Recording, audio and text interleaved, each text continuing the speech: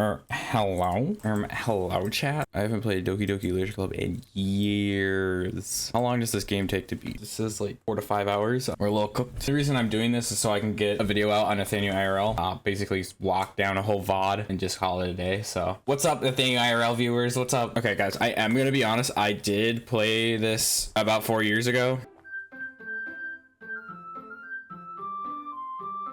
This game is not suitable for those where children are easily disturbed. Alright, let's hit new game. Please enter your name. Nathan Shu. That's my name, so. Wait guys, do I do voice impressions? Oh, cause it's gonna get really bad by the end. Right here. No, I'll do it for this first part. Alrighty? Hey! I see an annoying girl running towards me from the distance, waving her arms in the air like she totally isn't oblivious to any attention she might draw to herself. That girl is Sayuri, my neighbor and my good friend since we were children. You know, the kind of friend that you never see yourself making today, but it just kind of works out because you've known each other for so long. Oh my god, this is hitting home right now. We used to walk to school together in days like this, but starting around high school, she would oversleep more and more frequently, and I get tired of waking up. When she's gonna chase after me like this, I almost feel better running away. Oh my god, that's so mean. However, I just sigh and idle at the front of the crosswalk and let Sayuri catch up to me. I don't want to make... I overslept again, but I caught you this time. Maybe only because I decided to stop and wait for. Oh wait, that was me. Oh my god, I'm actually bad at this. It gets better. If you guys have never seen DDLC, I'm sure all of you have probably at this point. If you haven't, it gets good. Let's just say I would not try to play one of these games usually. There's a reason I'm playing this game, and you'll see eventually. You say it like you were thinking of ignoring me. That's me, Nathan. Well, people stare at you for acting weird, so I don't want them to think that we're a couple or something. Ooh, that's embarrassing. Why does this sound really familiar? Chat, why is this hitting home so hard right now? Fine. But you did wait for me after all. I guess you don't have it in you to be mean, even if you want to. Whatever you say, Sayuri. We cross the street together and make our way to school. As we draw near, the streets become increasingly speckled with other students making their daily commute. By the way, Nathan Shu, have you decided on a club to join yet? A club? I told you already, I'm not really interested in joining any clubs. I haven't been looking either. That's not true! You told me you were going to join a club this year. Did I? I'm pretty sure it's possible I did in one of our many conversations where I dismissively go along with whatever she's going on about. What the hell? Sorry, likes to worry a little too much about me when I'm perfectly content just getting by average while spending my free time on games and anime. This is not true. This is not me at all. I'm gonna be honest. I was talking about how I'm worried that you won't learn how to socialize or have any skills before college. I know a lot of people that definitely need that advice. Your happiness is really important to me, you know? I know you're happy now, but I die at the thought of becoming a NEET in a few years because you're not used to the real. What the hell is a NEET? Not in education, employment, or training. It's simply a term used to describe young people who are not actively engaged in any of these 3 areas. And you know you're happy, but we already did that. You trust me, right? Don't keep me worrying about you. All right. I'll look at a few clubs if it makes you happy. No promises though. Will you promise me to try a little? Yeah, I guess I'll promise you that. Yay! Why do I let myself get lectured by such a carefree girl? More than that, I'm even surprised I let myself relent to her. I guess seeing her worry so much, it makes me want to ease her mind at least a little bit, even if she does exaggerate everything inside her head. Why are they so mean? The school day is ordinary as ever, and it's over before I know it. After I pack up my things, I stare blankly at the wall, looking for an ounce of motivation. Clubs. Siri wants me to check out some clubs. I guess I have no choice but to start with the anime club. Alright, so this is not me. This does not describe me. Hello? Sayuri? Sorry, I must have come into the classroom while I was spaced out. I look around and realize that I'm the only one left in the classroom. I thought I'd catch you coming out of the classroom, but I saw you just sitting here and spacing out, so I came in. Honestly, you're even worse than me sometimes. I'm impressed. You don't need to wait up for me if it's going to just make you late to your own club. Well, I thought you might need some encouragement, you know, so... Fuck, I messed up. Known what? Well, that you could come to my club. Sayuri. Yeah. There's no way I'm going to your club. Meanie? Guys, am I doing a good impression? Sayuri is vice president of the literature club. Not that I was ever aware that she had any interest in literature. In fact, I'm 99% she only did it because she thought it'd be fun to help out and start a new club. I mean, that's nice. That's nice of her. Since she was the first one to show an interest after the one who proposed the club, she inherited the title Vice President. That said, my interests in literature are guaranteed to be even less. Yeah, I'm going to the anime club. So mean. Come on, please. Why do you care so much anyway? Well, I kind of told the club yesterday that I would bring in a new member, and Naisuke made cupcakes and everything. Don't make promises you can't keep. I can't tell if Sayuri is really that much of an airhead or if she's so cunning to have planned this all out. I let out a long sigh. Sigh. Fine, I guess I'll stop by for a cupcake, okay? Yay, let's go! Okay, now that is something I would do. I would stop by to get a cupcake. And thus, today marks the day I sold my soul for a cupcake. You would be surprised, guys. I dejectedly follow Sayuri across the school and upstairs to a section of the school I rarely visit. Sayuri, full of energy, swings open the classroom door. Everyone, the new member is here. I told you, don't call me a new member. Huh? I glance around the room. Welcome to the literature club. It's a pleasure meeting you. Sayuri always says nice things about you. Seriously, you brought a boy? Guys, can we please get an absolute cinema for my crazy impressions? Ah, Neelish, what a surprise. Welcome to the club. All words escape me in this situation. This club is full of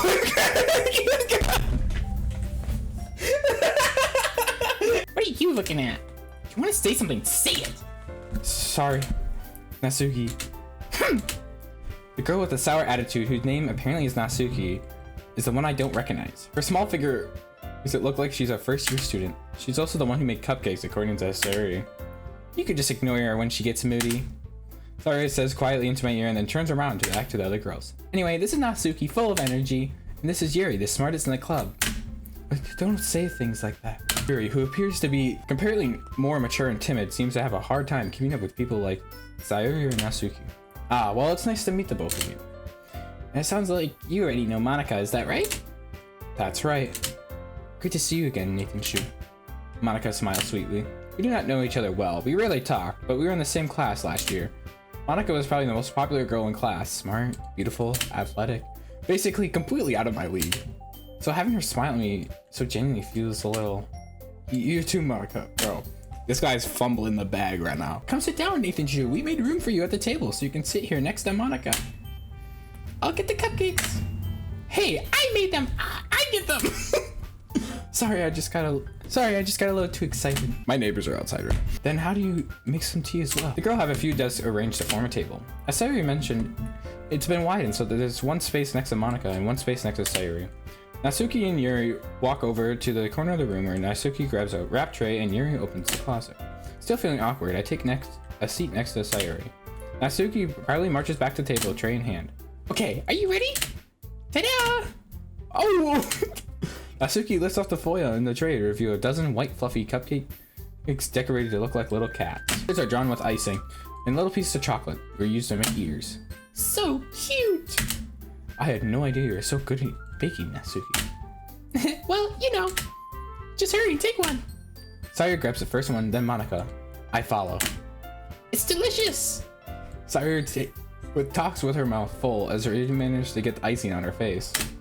I turn the cupcake around with my fingers, looking at the best angle to take a bite. Natsuki is quiet. I can't help but notice her sneaking glances in my direction. Is she waiting for me to take a bite? I finally bite down. This icing is sweet and full of flavor. I wonder if she's made it herself. This is really good. Thank you, Natsuki. Why are you thanking me? It's not like I heard this somewhere before. I made them for you or anything. I thought you technically did. Sayuri said, well, maybe, but not for you. You dummy. All right. I give up on Natsuki's weird logic and dismiss the conversation. Yuri returns to the table carrying a tea seat. Set. She carefully places the teacup in front of each of us before setting down the teapot next to the cupcake tray. You keep a whole tea set in this classroom? Don't worry, the teachers gave us permission. After all, doesn't a hot cup of tea help you enjoy a good book? I guess. Hey, don't let yourself get intimidated. Yuri's just trying to impress you. That's not... Insulted, Yuri looks away. I meant that, you know. I believe you. Well, and tea and reading may not be a pastime for me, at least you can enjoy tea. I'm glad. Yuri faintly smiles to herself in relief. Monica raises an eyebrow and then smiles at me.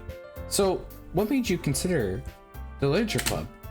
I was afraid of this question. Something tells me I shouldn't tell Monica I was practically dragged here by Sayuri. Well, I haven't joined any clubs yet this year, and Sayuri seemed really happy here, so that's okay. Don't be embarrassed. I'm sure you'll feel right at home, okay? As president of the literature club, it's my duty to make the club fun and exciting for everyone. Monica, I'm surprised. How did you start your own club? How could you possibly be a board member for any of the major clubs? Weren't you a leader in the debate club last year? Well, you know, to be honest, I couldn't stand all the politics around the major clubs. It was like nothing but arguing about the budget and the publicity and how to prepare for events. I'd much rather take something I personally enjoy and make it something special out of it. And if it encourages others to get into literature, then I'm fulfilling in that dream. Monica is a really great leader. Yuri also nods in agreement. Then I'm surprised there aren't more people in the club yet. Must be hard to start a new club. You could put it that way. Not many people are very interested in putting out all their effort to start something brand new. Especially when it's something that doesn't grab your attention, like literature. You have to work hard to convince people that you're both fun and worthwhile. But it makes school events like the festival that much more important. I'm confident that all of us will really grow this club before we graduate. Right, everyone? Yeah! We'll do our best.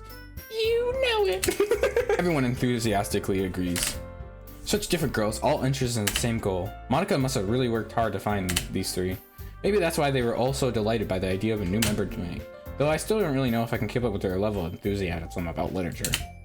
So, Nathan Chu, what types of things do you like to read? Considering how much I've read in the past few years, I don't really have a good way of answering that. To clarify, chat, this is not me. I'm to myself, half joking. Natsuki's head suddenly perks up. Looks like she wants to say something, but she keeps quiet. Not much of a reader, I guess. Well, that could change. What am I saying? I spoke without seeing Yuri's sad smile. Anyway, what about you, Yuri? Well, let's see. Yuri traces the rim of her teacup with her finger.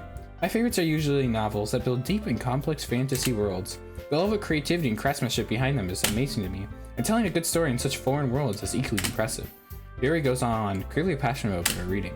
She seemed so reserved and timid at the moment I walked in, but it's obviously by the way her eyes light up that she finds comfort in the world of books, not people. But you know, I like a lot of things. Stories with deep psychological elements that usually immerse me as well. Isn't it amazing how a reader can so deliberately take advantage of your own lack of imagination to completely throw you for a loop? She's not wrong. I think a good book can be very good, but I don't read books, I read fan fiction. Well, that was mostly a joke, guys. Don't get me wrong, guys. Some good fan fiction out there. Anyway, I've been reading a lot of the horror lately. I read a horror book once. I just regressed something related to the minimal level as the rule. At this rate, Yuri might as well have been having a conversation with The Rock. You know, and The Rock would probably be better. Really? I wouldn't expect that, Yuri. For someone as gentle as you, I guess you could say that. But a story makes me think, or it takes me to another world, and I can't really put it down. We all know about your fanfic reading. No, you don't. Okay, I kind of just admit it. There's been a recent fanfic I've been reading a lot recently. There's a fake Nathaniel show. Surreal horror is often very successful at changing the way you look at the world, if only for a moment. Sorry.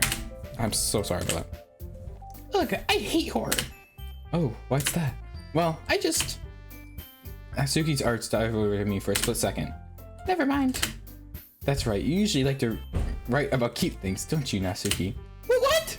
What gives you that idea? You left a scrap paper behind in the last level, damn. Looked like you were working on a poem called...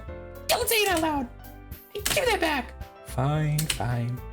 Your cupcakes, your poems, everything you do is just as cute as you are. Sayuri slides up behind Natsuki and puts her hands on her shoulders. I'm not cute! Natsuki, you write your own poems? Well, I guess sometimes. Why do you care? I think that's impressive. Why don't you share them sometime? No! Natsuki averts her eyes. You wouldn't like them. Not very confident writer yet. I understand how Natsuki feels. During that level of writing takes more than just confidence. The truest form of writing is writing to oneself. You must be willing to open up to your readers, exposing your vulnerabilities and showing even the deepest reaches of your heart. I think it's hard because I don't like writing, so Do you ever have writing experience too, Yuri? Maybe if you share some of your work, you can set an example and help Natsuki feel comfortable to share hers. I guess it's the same for Yuri. Oh, I want to read everyone poems. We all sit there, wait in silence. Okay, I have an idea, everyone. Natsuki and Yuri look quizzly at Monica. Let's all go home and write a poem of our own. Then next time we meet, we can all share them with each other. That way, everyone is even. Yeah, let's do it. Plus, now that we have a new member, I think it will help us get a little bit more comfortable with each other and strengthen the bond of the club. Isn't that right, Nathan Chu? Michael smiles warmly at me once again. Hold on there's still one problem. What's that? Now that we're back to the original topic of me joining the club, I bluntly forced it with my mind this entire time. I never said I was gonna join this club. Sorry you might have convinced me to stop by, but I've never made any decision. I still have other clubs to look at, and I lose my train of thought. All these 4 girls stare at me with dejected eyes. But I'm sorry, I thought. Nathan, shoot. you all. I'm defenseless against these girls. How am I supposed to make a clear-headed decision when it's like this? That is, reading poems is the price I need to pay in order to spend every day with these beautiful girls. Right. Okay, I've decided then. I'll join the literature club. One by one, the girls' eyes lit up. Yes, I'm so happy! Sayuri wraps her arms around me, jumping up and down. Hey, you really did scare me for a moment. If you really just came here for the cupcakes, I would have been super pissed. I mean, that's what I would have done. I would have been like, hey guys, I freaking hate literature. I'll stop by, I'll get a cupcake. I'm out here, by the way. Then that makes it official. Welcome to the literature club. Thanks, I guess. Okay, everyone. I think with that, we can officially end today's meeting on a good note. Everyone remember tonight's assignment. Write a poem to bring back to the next meeting so we can all share. Monica looks over at me once more. Nathan Chu, I look forward to seeing how you will express yourself. Yeah. I really impressed the class star Monica with my mediocre writing skills. I already feel the anxiety welling up inside me. While the girls continue to chit chat as Yuri and Natsuki clean up the food. Hey, Nathan Chu, since you're already here, do you want to walk home together? That's right, Sayuri here and I never walk home anymore because she always stayed after school for clubs. Sure, mine as well. Yay! So good at it. With that, the two of us depart from the club room and make it our way home. The whole way, my mind wanders back and forth between these 4 girls, Sayuri, Natsuki, Yuri, and of course Monica. Will I really be happy spending every day after school in a literature club? Perhaps I'll have the chance to grow closer to one of these girls. Alright, I just need to make the most of my circumstances, and I'm sure good fortune will find me. And I guess with that, it starts with a poem tonight. It's time to write a poem. Pick your words that you think the favorite club member will like. Something good might happen for whoever you like the poem most. All right, guys, you just go for whatever I'm feeling right now. I'm feeling vivid. I think that's a good one. Comfort. That's real. Lazy. That's so real. Peaceful. That's what I wish I'd feel like right now. Sugar. I want sugar right now. Hopeless. Jumpy. Oh my gosh, that's so sad. Fireflies. Giggle. Summer. Poof. Pink. Sure. Email. Twirl. I like twirl. Milk. Ooh, crimson. That's a cool word. Wrath. Lucky. Rainbow. Depression. Cry. Unstable. That's me right now. Vanilla. That sounds like a good one. I don't know. Hello. What's up, meek lavender? What am I feeling right now? Embrace? Nah. Breathe. Misery. That's me right now. Bouncy. That's me right now. I'm bouncing all around the place. We're not going for a Pacific girl. We're going for whatever it picks, basically. Hi again, Nate Chu. Great to see you didn't run away on us. Nah, don't worry. This might be a little strange for me, but at least I kept my word. Well, I'm back in the literature club. I was the last to come in, so everyone else is already hanging out. Thanks for keeping your promise, Nathan Chu. I hope this isn't too overwhelming of a commitment for you. Making you dive headfirst into literature when you're not accustomed to it. Oh, come on, like he deserves any slack. Sorry told me that you don't even want to join any clubs this year. And last year, too. I don't know if you plan to just come here and hang out or what. But if you don't take it seriously, then you won't see the end of it. Asuki, you certainly have a big mouth for someone who keeps her manga collection in the classroom. Asuki finds herself stuck between Monica and manga. Manga is literature! I mean, is it? I don't know. So defeated, Natsuki plops her head back in her seat. Don't worry, guys. Pikachu always gives his best as long as he's having fun. He helps me with busy work without me even asking, like cooking, cleaning my room. How dependable. Sorry, that's because your room is so messy and it's distracting. And you almost set your house on fire once. Damn, it's so mean. Is that so? Sorry, guys. You two are really good friends, aren't you? It's also on Steam, but I'm not sure if it's fully out on there yet. I mean, that's okay. Just send it. I mean, I can definitely look at it. I can add it to my wish list as well. I might be a little jealous. Oh. How come you and Nathan Chu can be good friends too? Sayuri. Sayuri seems oblivious to the weird situation she just put me into. Oh, Yuri even brought you something today, you know? Wait, Sayuri. Me? Not really. Don't be shy. It's really nothing. What is it? Never mind. Sorry I made it sound like a big deal when it's really not. Oh, what do I do? I'm sorry, Yuri, I just wasn't thinking. I said it means up to me to rescue this situation. Did we pick Yuri? I really just clicked random words, so. Hey, don't worry about it. First of all, I wasn't expecting anything in the first place. So any nice gesture from you is a pleasant surprise. It'll make me happy no matter what. Is that so? Yeah, I won't make a big deal if you don't want it to be. Alright, well here. Yuri reaches in her bag and pulls out a book. I didn't want you to feel left out, so I picked out a book I thought you might enjoy. Just short to read, so it'll keep your attention even if you don't usually read it. And we could, you know, discuss it if you wanted. This is...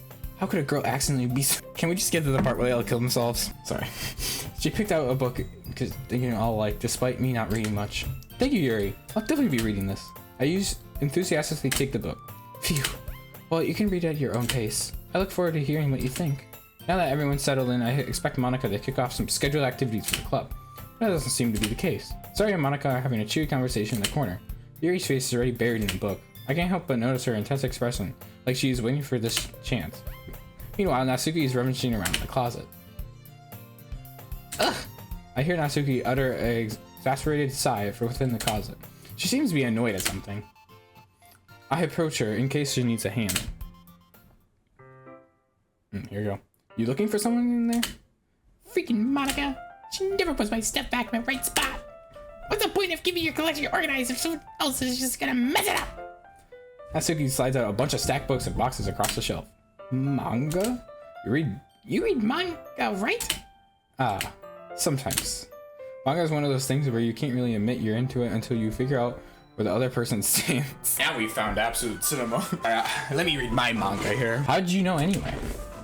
I heard you bring it up at some point. Besides, it's kind of written on your face. God damn. What is that supposed to mean? I see.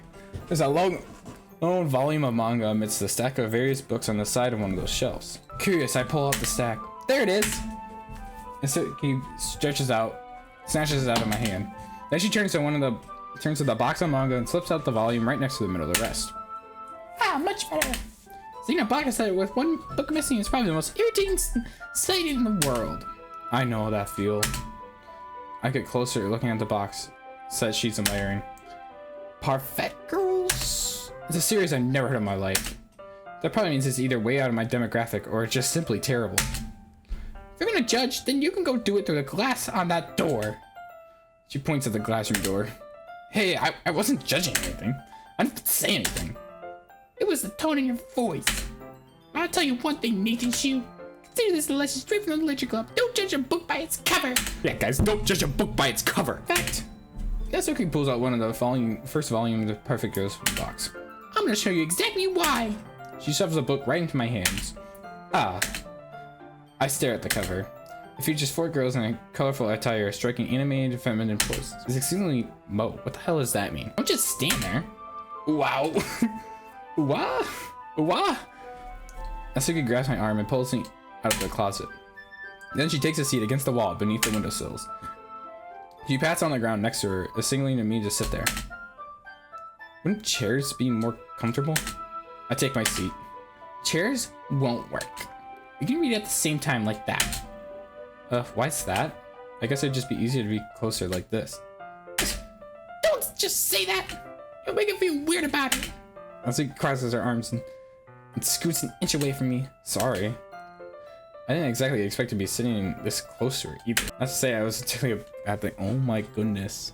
This absolute gooner, bro. I opened the book. It's only a few seconds before Natsuki once again inches closer, reclaiming an additional space while she hopes I won't notice. I can feel her peering over my shoulder, much more eager to begin reading than I am. Wow, how long has it been since I read the beginning? You don't go back and flip through the older volumes every now and then? Not really. Maybe sometimes after I finish the series. Hey, are you paying attention? I am, but nothing really happened yet, so I can talk at the same time. Looks like they're just a bunch of friends in high school. Typically slice of life affair. I kind of grew out of these since it's rare for the writing to be entertaining enough to make up for the lack of plot.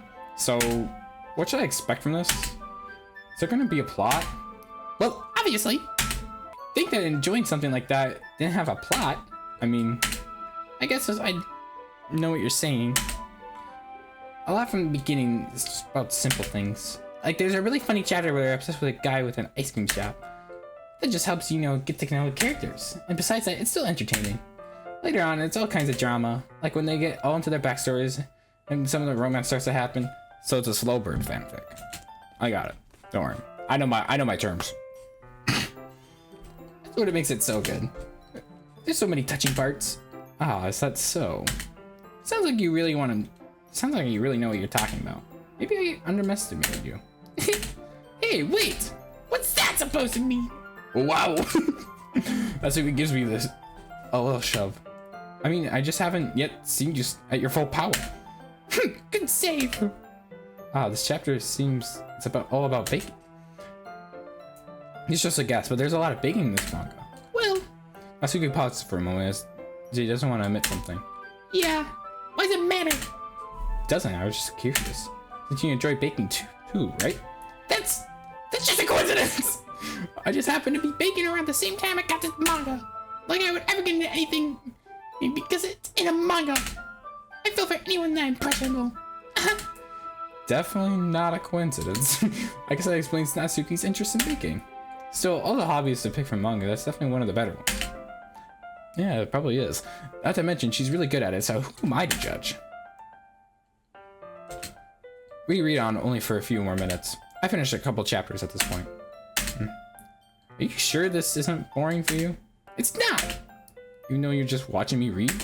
Well, I'm fine with that. If you say so. I guess it's fun sharing something you like with someone else. I always get excited when I convince any one of my friends to pick up a series I enjoy. You know what I mean? You don't? That's that. Well, I wouldn't really know. What do you mean? Don't you share your manga with your friends? Could you not rub it in? Jeez. Sorry. I gotta ever get my friend to read this. I just think it's manga for kids. Kids. I can't even bring it up without them all being like, still haven't grown out of that yet. Makes me want to punch them in the face. I know those kinds of people. Honestly, it takes a lot of effort to find friends who don't judge, much less friends who are also into it. I'm already kind of just like as I gravitate to the losers over time. But it's probably harder for someone like you. Yeah, I guess that's pretty accurate. Wait, which part? I mean, I feel like I can't even keep it in my own room. I don't even know what my dad would do if he found this. At least it's safe here in the classroom. Except Monika's kind of jerk about it. Ugh, I just can't win, can I? Well, it paid off in the end, didn't it? I mean, I am here reading it. Well, it's not like that solves any of my problems. Maybe. But at least you're here enjoying yourself, right? So? Jeez, that's enough. You gonna keep reading or what? Yeah. I flipped a page. Suddenly Natsuki starts laughing. I totally forgot this happens. Natsuki puts her finger on one of the panels. My Yuri is my favorite character. I always feel a little bad for her since she's so unlucky. But I guess it's especially bad when... Oh. I shouldn't be talking about that yet. Just finish the chapter. Natsuki's voice sparkles with excitement. The stark contrast from her usually bossy tone. If she's not used to sharing her favorite manga with her friends, I can understand why. It's hard to express it in words, that feeling when you're getting connected to someone like that. And being able to provide that to Natsuki, who's a rare experience, the thought of it makes me smile at myself a little bit. Alright, everyone. Huh? Are you all ready to read with today's poems? Oh, come on. Could your time be any worse? Sorry. I just need to make sure we're having enough time. Though you do look pretty cozy over there. Natsuki definitely knows how close she's gotten to me. She hastily slides herself a good 12 inches away from me. Alright, I guess I'll stop here for now. I close the book and hand it towards Natsuki. You're just giving it back? Don't you want to know what happens? Yeah, but Monica just said... Don't be dumb. Just take it home with you. Huh? Is that really alright? You seem a little spooky because I didn't really plan on using my spare time to read this. Well, of course. It would take you forever to finish if you didn't take it home. Just finish that one before tomorrow, so we can start the next one. And if it gets bent, I'll kill you. By tomorrow? I only got partway through the first volume so far. How do I fall behind on some shows if I try to get through this? You don't need to watch shows, bro. Oh my lord. But I suppose that's necessary sacrifice in exchange for seeing Natsuki's enthusiastic face. Or am I more scared what happens if I don't finish it? Alright then. I stand up. I return to where I put my stuff and carefully slip the book into my bag. By the way, do you remember the poem? To write a poem last night? Yeah. My relaxation ends. I can't believe I just agreed to do something so embarrassing. I couldn't really find much inspiration since I've really done one of these before. Well, now that everyone's ready, why didn't you find someone to share with? I can't wait. Sayori and Monica enthusiastically pull up their poems. Sayori raises on a wrinkled sheet of loose leaf torn paper from a spiral notebook. On the other hand, Monica wrote hers in a composition notebook. I can already see Monica's pristine handwriting from where I sit. Natsuki and Yuri roughly comply as well, reaching into their bags. I do the same for myself. Alright, here we go, guys. Whose poem should I go for first? Alright, here, on. We'll do this. Eeny, meeny, miny, mo, catch a tiger by the toe. If you haul, let me go. Eeny, miny, It's between Natsuki and Yuri. We'll go to Yuri because I was more towards Yuri. Yuri seems the most experienced, so I should start with her. I can trust your opinion to be fair. Yuri stares at the poem. A minute passes, more time for finish of reading. Oh, sorry. I forgot to start speaking. It's fine, don't force yourself. I just need to put my thoughts into words. Hold on. Okay. This is the first time writing your poem, right? Yeah? Why'd you ask? I'm just making sure. I guess it might be if you're reading through it. Ah, so it's that bad. No! Did I just raise my voice? Oh, I'm sorry. Yuri veers her face into her hands. I couldn't help but notice it's been several minutes and we really haven't gotten anywhere. It might take Yuri a while to get used to new people. It's fine, I didn't really notice. What were you saying? Right, just there's specific writing habits that are usually typical of new writers. And having been through myself, I kind of learned to pick up on them. I think the most notable thing is how to try to make their style very deliberate. In other words, they tend to pick up a writing style separate from the topic matter, and they form fit the two together. The end result is both a style and expressives are weakened. Once Yuri finds a train of thought, it seems that her demeanor totally changes. Her statement is completely gone, and she sounds like an expert. Wow, she was an expert before? Damn. Okay. Of course, that's not something you can be blamed for. There's so many different skills and techniques that go into writing even a simple poem. Now finding them and building them by getting them working together is probably the most challenging part. It might take you some time, but it all comes with practice, and by learning an example and trying new things. I just hope that everyone else in the club gives you a favorable feedback. Natsuki can be a little biased, though. Biased? How? Well, never mind. I shouldn't be talking to people like that. Sorry. It's fine. I'm not sure if Yuri is apologizing to herself, to me, or to Natsuki. Do you mind if I read your poem now? Please do. I'd love to share my thought process behind it. Yuri smiles genuinely. It's a rare opportunity for her.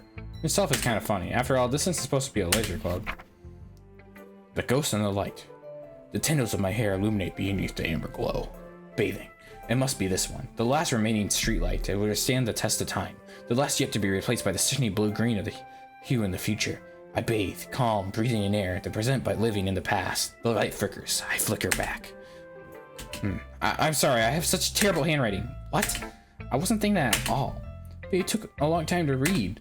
Ah, well, I just don't read script very often. And actually, I think your handwriting's pretty. That's a relief. I also like the poem. Even though it was short, it was really descriptive. It wasn't too short. I usually write longer poems. Not at all. I'm really glad you like it. I'll be honest. Since it was our first time sharing, I wanted to write something a little bit more mild. Something easy to digest, I suppose. Are you into ghosts here? Ooh. Actually, the story isn't about ghosts at all, Nathan. Really? I must have totally missed the point. Well, I suppose you only did glance over it after all. But remember that poets often express their own thoughts and feelings and experiences in their work. They usually do more than tell a typical story or paint a picture.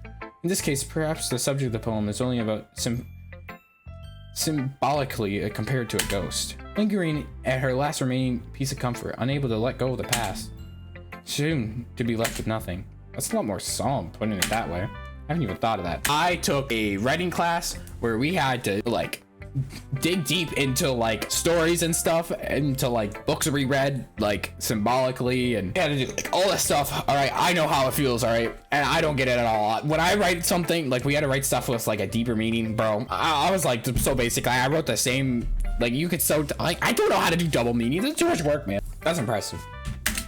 It's nothing really. Well, it just makes me happy that you think of that.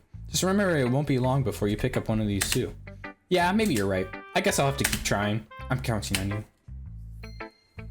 Push point. You need me to my catch. I'm about to tell you how long we got to eat tomorrow. Oh yeah. Hi, Nachu. Having a good time so far? Yeah. Good. Glad to hear that. By the way, since you're new and everything, have you ever any suggestions for the club, like new activities or anything we'd do better? I'm always listening. Don't be afraid to bring this up, okay? All right, I'll keep that in mind. Of course, I'll be afraid to bring things up. I'm much better just going with the flow until I'm more settled in. Anyway, want to share your poem with me? It's kind of embarrassing, so I guess I'll have to. Don't worry, Nachu. We're all a little embarrassed today, you know? But that's a sort of barrier that we'll get to learn to pass soon. Yeah, I guess that's true. I hand Monica my poem. I like it, Nachu. Really? It's a lot cuter than I expected. Oh, jeez. No. It just kind of makes me think if Natsuki would write it. So we got Natsuki. Okay. I figured. I really just clicked random ones, so. She's a good writer, too. So take it as a compliment. If you say so. Yep. There's a lot of poems and stories out there that are no more than fewer simple words. They can be funny or endearing or even sad. And sometimes they're only a few lines long.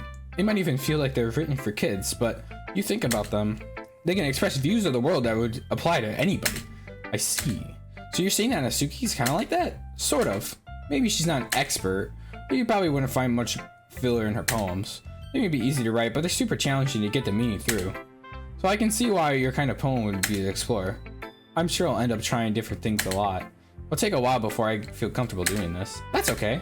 I'd love to see you try new things. This is the best way to find the kind of style that suits you. Everyone might also be a little biased towards their own kinds of styles, but I always help you and find what suits you the most. So don't force yourself to write the way everyone else wants you to write. It's not like you have to worry about impressing them or anything. Anyway, do you want to read my poem now? Don't worry, I'm not very good. You sound pretty confident for someone who claims to not be very good. Well, that's because I sound confident. Doesn't mean I always feel that way, you know? I see. Well, let's read it then. Hole in the wall. It couldn't have been me. See the distraction of the sparkle of protrudes? A noisy neighbor? An angry boyfriend? I'll never know. I wasn't home. I peer inside looking for a clue. No, I can't see. I read blind. Film left out in the sun, but it's too late. My retinas already scorched with a permanent copy of a meaningless image. It's just a little hole. It wasn't too bright. It wasn't too deep. It was too deep, stretching out forever into nothing. A whole infinite choices. I realize now that wasn't where I was looking. I was looking out, and he on the other side was looking in. Kind of suspicious. So what you think? It's very freeform, if that's what you call it. Sorry, I'm just not really the type of person to ask for feedback. That's okay. It's a kind of style that's gotten pretty popular nowadays. That is, a lot of poems have been putting emphasis on the time between words and lines. When performed out loud, it can feel really powerful. What was the inspiration behind this one? Well, you know, I'm not sure how to put it. I guess you could say I have sort of had an epiphany recently. It's been influencing my poems a bit. Epiphany? Yeah, something like that. I'm just kind of nervous to talk about deep stuff like that because it's kind of coming on strongly. Maybe after everyone is better friends with each other. Anyway, here's Monica's writing tip of the day. When you're writing a poem or a story, your brain gets fixated on a specific point. If you try so hard to make it perfect, then you'll never make any progress. Just force yourself to get something down on paper and tidy it up later. Another way to think about this, if you keep your pen on the same spot for too long, you'll just get a big, dark puddle of ink. So just move your hand and go with the flow. That's my advice for today. Thanks for listening. Okay, I guess we'll do Sayuri next. All right, if I had to pick between the 4 girls, which one would I pick? Myself. It's a good poem, ain't you? Are you sure this is your first time? Of course. It's not that good. The kind of guy who'd be writing poems in his spare time. I guess you're right. That's what impressed me. Well, to be honest, I was afraid that you weren't gonna do it seriously, or that you wouldn't write one at all. I'm just really happy you wrote one. It just reminds me of how you're really part of the club now. Not to mention the fact that I'm standing in front of you in the club room. Well, of course. I'm not really into it yet, but it doesn't mean I'll break my promise. See? It's like I said before, Nathan Shu, deep down you're not as selfish. You're not selfish at all, you know? Trying new things, or this like for other people, that's usually something that only really good people do. Thanks, Sayuri. I'm not sure if Sayuri sees the full picture of my motive here. And again, I can't deny she's a part of the reason I joined. Knowing how much this all means to her and all. Yeah, and I'm gonna make sure that you have lots of fun here, okay? That'll be my way of thanking you. Alright, I'll hold you to that then. Yay! Now, would you read my poem too, right? Don't worry, I'm really bad at this. We'll see about that. Dear sunshine, the way you glow through my blind in the morning, it makes me feel like you miss me. Using my forehead to help me out of bed, making me rub the sleepy from my eyes. Are you asking to come out and play? Are you trusting me to wish a rainy day? I look above, the sky's blue. It's a secret, but I trust you too. If it wasn't for you, I could sleep forever, but I'm not mad. I want breakfast. That's so real. That's so real. Sorry. Just a guess, but did you wait until morning to write this? No, just a little bit. You can't answer just a little bit to a yes or no question. I forgot to do it last night. Well, at least it makes you feel better about myself. Don't be mean. I still try my best. Yeah. You mean, I didn't say it was a bad poem. Came out nice, or how should I put it? Sounds just like you. Really? Yeah. Especially that last line. I made eggs and toast. You know you were late to school? It's bad to skip breakfast. I get all cranky. Well, I guess there's no point in arguing. Anyway, thanks for showing me. That was so much fun. Monica's the best. Yeah. The next time, I won't forget. I'm gonna write the best poem ever. Well, I guess I'll look forward to it. Alright, we just have Natsuki left. Well, let's start with things I don't like. First of all, Natsuki rewrote my poem. Never mind, I don't feel like giving you my opinion. What was the point of sharing this in the first place? I wrote this down when I could have been doing other things. Ugh. In fact, I remember how I said I wanted to read your poems? That's what I had in mind when writing this. I wanted to help you feel comfortable enough to share yours. Like Monica said. Well, I'd be more comfortable to share your poem if yours was really bad. You're supposed to show me how to dumb stupid poem and maybe go, well, this is great, but let me show you what real literature looks like. And you went and ruined it. I hope you're happy. So in other words, you're saying you liked it? Natsuki's retort gets caught in her throat. Oh, you just don't understand anything, do you? I already told you that. You're doing it, and now that you feel really like you're all self-important. Pretty sure you've actually never said that. I say mostly that to myself. Natsuki mustn't really hate me or something. Can't figure out if it's a win or loss that she liked my poem. In any case, you just show me yours, right? Fine, I guess. Only because Monica will make me if I don't. Eagles can fly, monkeys can climb, crickets can leap, horses can race, owls can seek, teeters can run, eagles can fly, people can try. That's about it. That's so real. Yeah, I told you that you weren't gonna like it. I like it. What? Just be honest. I am. Why are you so convinced that I wouldn't like it? Well, because everyone in high school thinks that writing has to be so sophisticated and stuff. Won't be able to even take my writing seriously. Isn't it the point of poems for people to express themselves? Your writing style wouldn't make your message any less valid. Yes, exactly. I like it when it's easy to read, but it hits you hard. Like in this poem, seeing everyone around you do great things can be really disheartening. So that's why I decided to write it about it. Yeah, I understand. The nice thing is the simple writing that puts in more weight on the wordplay. Like I set it up for a rhyme at the end when it makes it fall flat on purpose. It helps to bring out the feeling in the last line. So you did. I see you went more into it than I realized. That's what it means to be a pro. I glad you learned something. Didn't expect you from the youngest one here, did you? Yeah, I guess not. I said to humor her with that last comment. I didn't really care how old everyone is. But Natsuki is feeling proud, and I won't take that away from her.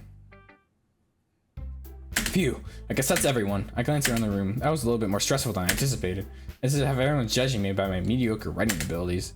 Even if they're just being nice, there's no way my poems can stand up to theirs. This is a literature club after all. I sigh. I guess that's what I ended up getting myself into. Across the room, Suri and Monica are happily chatting. My hand lies on Yuri and Natsuki. They gingerly exchange sheets of paper expressing their respective poems. As they read into them, I watch each one of their expressive chains. Natsuki's eyebrow furrows in frustration. Meanwhile, Yuri smiles sadly. What's with the language? Huh? Did you say something? Oh, it's nothing. Natsuki dismissively returns the poem to her desk with one hand. I guess you could say it was fancy. Thanks. Yours is cute. Cute? Did you completely miss the symbolism or anything? Something? It's clearly about the feeling of giving up. How can that be cute? I know that. I just meant the language, I guess. I was just trying to say something nice. You mean you have to try that out to come up with something nice to say? Thanks, man. I really didn't really come out as nice at all. Well, I guess I do have a couple of such. If I was looking for a suggestion, I would have asked someone who actually liked it. Which people did, by the way. Sorry where you liked it. And Nichu did too. So based on that, I'll give you some suggestions of my own. First of all... Excuse me. I appreciate the offer, but I spent enough time establishing my right style. I don't expect to change it anytime soon. Unless, of course, I come across something particularly inspiring. Which I haven't yet. And Nichu liked my poem too, you know. He even told me he was impressed by it. Natsuki says he stands up. Uh-oh. Oh, I didn't realize you were so invested in trying to impress your new memory, Yuri. That's not what I... Oh, you're just... Yuri stands up as well. You might as well just be jealous that Nichu appreciates my advice more than he appreciates yours. And you know what? He didn't appreciate my advice more? Are you that full of yourself? I know. If I was full of myself, then I would really go out my way to make everything I do over cutesy. Is everyone okay? Well, you know what? I was the one who's pretty soon Nichu starts showing up. Natsuki, that's a little... This doesn't involve you. I don't like fighting, guys. Suddenly, both girls turned around me as they just noticed I was standing there. Nichu, she's just trying to make me look bad. That's not true. She started it.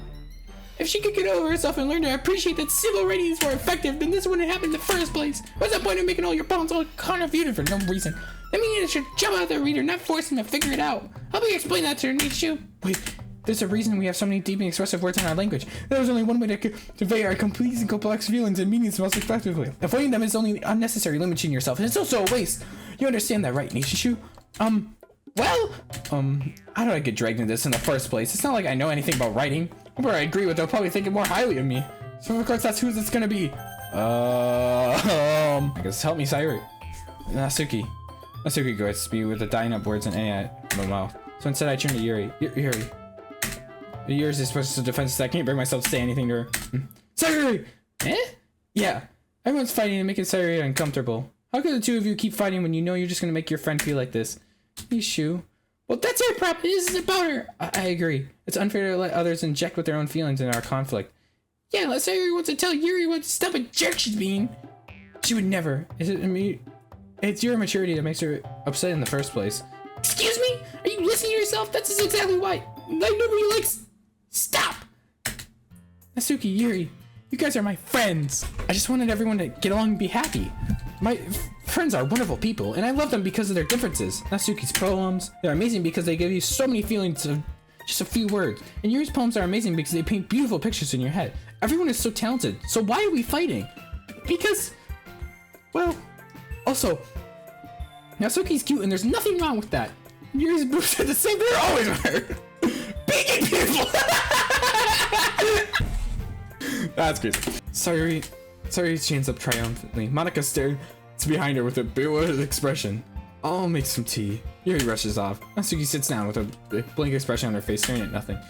So this is why Sayuri is the vice president. I whisper to Monica. She nods in return. To be honest, I must have come off to as good leader. And I can organize things, but I'm not very good with people. I couldn't even bring myself to interject.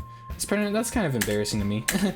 Nah, it's not like I can blame you. I wasn't able to say anything either. Well, this just means Sayuri is amazing in her own ways, isn't she? You could say that. She may be an airhead, but sometimes she's really suspicious. She knows exactly what she's doing. I see. Take good care of her, okay? I would hate to see herself get hurt.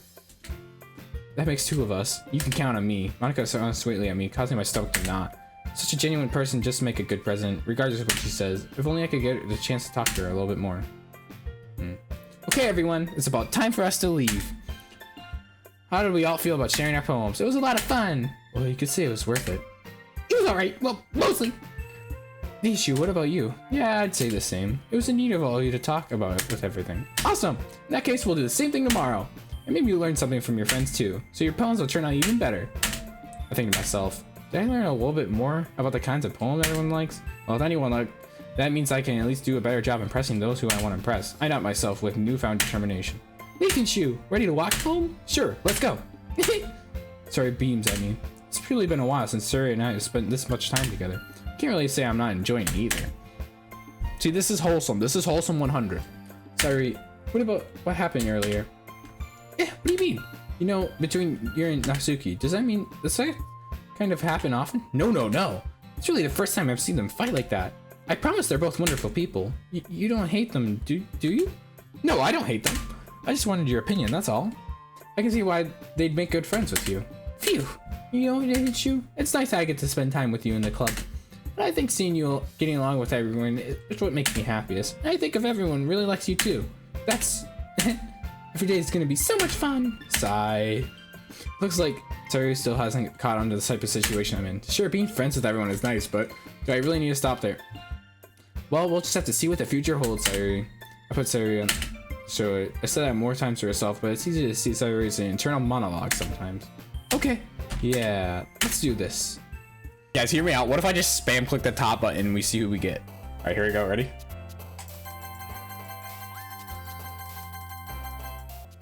I don't know. I think we got Sairi. I mean, she jumped most. Another day passes and time for me. Another club meeting already. I've gotten a little bit more comfortable over the past few days. Entering the club room, the usual scene greets me. Hi, Nichu. Yo, Sairi. Looks like you're in a good mood today. I'm just not used to, you know, being in the club. That's all. I see. That's a pretty simple thing for you to get in a good mood. But I guess it's always the simple things with you anyway. Speaking of which, I'm kind of hungry. You come with me to buy a snack? No thanks. That's not like you at all. I have my reasons. Why don't we take a look at your purse, Sayuri? Why do you say that all of a sudden? No reason really. I just wanted to look at it. Sayuri nervously retrieves her coin purse. She fumbles with the latch and gets it open. Then she turns it upside down and lets the contents spill onto the desk. Only 2 small coins fall out. I knew it. I can see right through you, Sayuri. That's not fair. How'd you even know? It's simple. If you would have had enough money in the first place, you would have bought a snack before coming to the club room. Dang, the read on him is crazy. Either you're not hungry and want an excuse to take a walk, or you plan to conveniently forget that you spent all your money so that I would lend you some. There's also one more thing. You're always hungry. So there's at least one option. Oh, I give up. Don't make me feel guilty. If you feel guilty, that means you deserve to feel guilty. Damn. Yuri sings and giggles. I didn't notice that she was listening in. Her face is in her book as always. I wasn't listening or anything. Just something in my book. Yuri, tell Neishu to let me borrow some money. Don't let me get involved like that, Sayuri. Besides, you should only buy what you can responsibly afford. And frankly, if you're pulling a mischievous little stunt like that, your suffering is fair enough and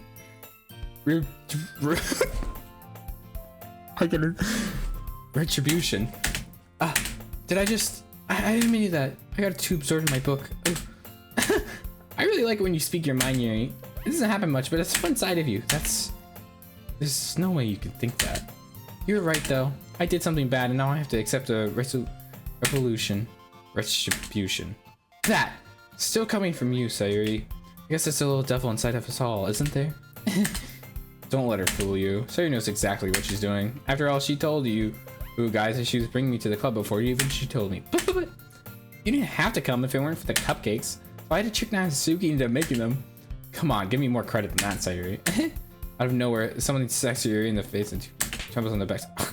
I can't! Ow! What was that? A cookie! Sure enough, a giant cookie wrapped in plastic. Yuri glances around. Is this a miracle? Because I paid my retribution. Actually, that one almost worked. I was just gonna give it to you. Then I heard you blab about the cupcakes. So it's totally worth seeing your reaction though. Natsuki, that's so nice of you. I'm so happy. So he hugs a cookie. Jeez, just eat it. Natsuki rapidly tears open the wrapper and takes a big bite. So good. She classes her hands over her mouth. I bit my tongue. You're going through a lot over just one cookie. Natsuki takes a bite of her own cookie. Oh, yours looks really good, Natsuki. Can I try it? Jeez. Bakers can't be choosers. Yours is chocolate. Yeah, why do you think I gave you that one? Fine. I'm just really happy you shared me this one with me. Sayori gets over, she goes behind Natsuki and wraps her arms around her. Ah, jeez. I get it. I get it. I get it. Cookie still in hand, Natsuki reaches and nudges Sayori off of her. Sayori suddenly leans down and takes a bite out of Natsuki's cookie. Hey! Did you seriously just do that? Ooh. Mouthful, Sayori trots away to safety, and Yuri and I laugh as well. Jeez, you're such a kid sometimes. Monica, can you tell Sayori? Yuri glances around. Monica is in the club? Look, where's Monica anyway? Good question. Have you heard anything about her being so late today? Not me. Yeah, I haven't either. It's a bit unusual. I hope she's okay. Of course she's okay. She's probably just had to do something today. She's pretty popular after all. You don't think she's a... I wouldn't be surprised. She's probably more desirable than all of us combined. That's true. Excuse me? Suddenly the door swings open. Sorry, I'm super sorry. Ah, there you are. I didn't mean to be late. I hope you guys weren't worried or anything. Monica chooses the club over her boyfriend after all. You're so strong-willed. But boyfriend? What on earth are you talking about? Monica looks quizzly at me. Never mind that. What held you up anyway? Well, my last period was a study hall. To be honest, I kind of just lost track of time. That makes no sense though. You wouldn't have heard the bell at least. I must have not heard it. Since I was practicing piano. Piano? I didn't know where you played music as well, Monica. Well, I just kind of started recently. I've always wanted to learn piano. That's so cool. You should play something for us, Monica. Monica looks at me. Maybe when I get a little bit better at it, I will. Yay! That sounds cool. I also look forward to it. Is that so? In that case, I won't let you down, Nathan Chu. Monica smiles sweetly. I didn't mean any pressure or anything like that. Don't worry. I've been practicing a whole lot recently. And I really love the chance to share once I'm ready. I see. In that case, best of luck. Thanks! So, I didn't miss anything, did I? Not really. I choose to leave Sayori out. The mischievous could be. I'm sure Natsuki will end up complaining to her anyway. Looks like everyone is already settled down. Sayori somehow finishes her entire cookie. Yuri is back to her book and Natsuki disappears into the closet. Looks like no one wants to be bothered today. I slumped down at the nearest desk. How am I supposed to occupy myself with something like literature related to myself like this? I could always read the book. From the book that Yuri gave me. I feel a little too tired to read. I could probably fall asleep right now. I close my eyes and end up listening to a serious conversation with Monica. Well, we're probably gonna see really lame to all the clubs though. Well, we can't just give up. The festival is a chance to show everyone what literature is all about. The problem is the idea of the literature sounds too dense and intellectual. It's not like that at all, you know? We just need a way of showing that to everyone. That speaks to their creative minds. That doesn't solve our problems though. What do you mean? If we even come up with the most fun thing ever, no one will come in the first place if it's a literature event. Can you show up during the last 10 minutes of 24th Street? Yeah, definitely. I definitely probably could. So it's more important to figure out how to get people to show up in the first place, you know? And after they come, then we can do this and speak their creative minds. What's this? So he's talking about taking this really seriously? It's pretty here. We're doing something like this. In the 3 minutes I've watched this stream, you inspire me to become a better person. In that case, do you think the food will do the trick? What kind? Well, I guess we could... Cupcakes! Good thinking. Natsuki would love to do that. You're right. Natsuki makes the best cupcakes. Wasn't that why you suggested? Cupcakes speak to my creative tummy. I'm hungry. Anyway, we still need to work out the details of the event itself. I find myself smiling, and Sayori is still being her usual self. Therein lies an unexpected reason I admire her. Unlike me, who has trouble finding any motivation at all, Sayori can put her mind to things and make it come to life. I suppose that's why I ended up when her getting on my case about things. I can't help but wonder what it would be like to see the world through her eyes. I open my eyes to find Sayori's face filling my vision. I need to fall on my chair. Sorry. Wait, I'm actually not sorry at all. It's your fault for sleeping like that. This is the napping club. That's so real. Does our school have a napping club? You're staying up late, aren't you? Now that you're in the club, you have less time for anime, you know? You need to get used to it. Don't say that out so loud. That's over my shoulder to see if Monica overheard. It's true, though. Yeah, I know. You're always looking out for me, Sayori. That's what I do best. That's a problem. What about you? You look out better for me because you look out for yourself. You're still oversleeping every day, are you?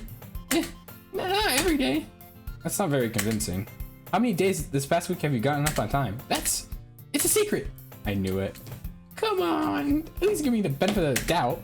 Can't even do that. Look, Sayuri, it's gotten written all over you. Eh? Sayuri glanced around at herself. How's it written all over me? You were clearly in a rush this morning. Like your hair is sticking out all over here. I have my fingertips on the side of Sayuri's hair trying to straighten it out. Bro, this gooner is absolutely crazy. Man, you really need a brush for this. My hair is just really hard to get right. I won't fall for that. It's more than just your hair. Look, your bow isn't straight either. And there's toothpaste stain on your collar right here. I will have to try to wrap the same with my finger. But no one would ever notice that. Of course they would. No one's gonna tell you about it because they don't want to embarrass you. Fortunately, I don't really care about that. Hey, you meanie. You don't even keep your blazer buttoned up. Seriously, Sayuri, why do you think you don't have a boyfriend yet? What the f? That's super mean. Sorry, you'll thank me later. That was what, guys, am I gonna have to swear? Like, should I not swear when the hell game's swearing? I don't know. It'll depend, I think. Start buttoning up her blades from the bottom. See how much better it'll look? You'll change your mind. I'm out. This is so funny. What is? Well, I just think, you know how weird it is to have your friends do these type of things. Don't say that. Don't make me feel weird about it, stupid. It's okay though. I'm happy we're like this. Aren't you? I guess. Hey, be careful. The button might come off. Why is this one so hard to close? I should go finally close the button. Near I wonder why. Does this thing even fit you properly? It did when I bought it. Sigh. If you ever buttoned it, you wouldn't have noticed it sooner and it didn't fit you anymore. What are you smiling about? It means my boob's gonna fit here again. Don't say that out loud. Anyway, you look so much better now, so why does it feel so strange that it's buttoned up all like that? It's so stuffy. Ugh, it's not worth it at all. Hastily unbuttons her blazer once more. Phew, that's so much better. He puts her arms around, throws her around. So if I keep it unbuttoned, then I won't get a boyfriend, right? What kind of logic is that? Why do you say that like it's a good thing? Because I had a boyfriend, and he wouldn't even let me do things like this. And you would take care of me better than anyone else would anyway.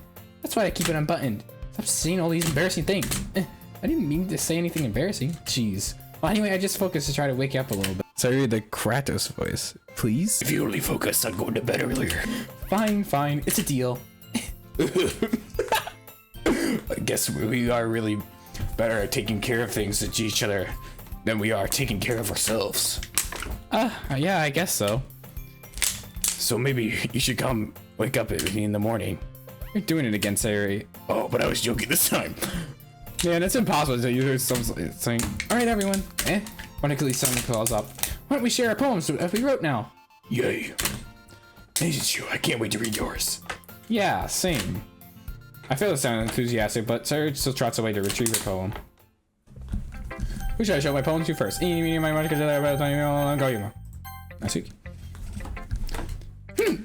Well, it's not terrible. It's just pretty disappointing after your last one. Then again, if this one's good, then your last one was, then I'd be complete pissed. Well, I guess I wanted to try something a little bit different this time. Fair enough, but you're still new to this, so I wouldn't expect you to find your style right away. Come to think of it, this kind of reminds me of Sayuri's poem from yesterday. You think so? Well, yeah, but I guess you've been friends with her for so long, you might be on the same wavelength. But you really know struck me as your type. Sayuri has a type all of a sudden?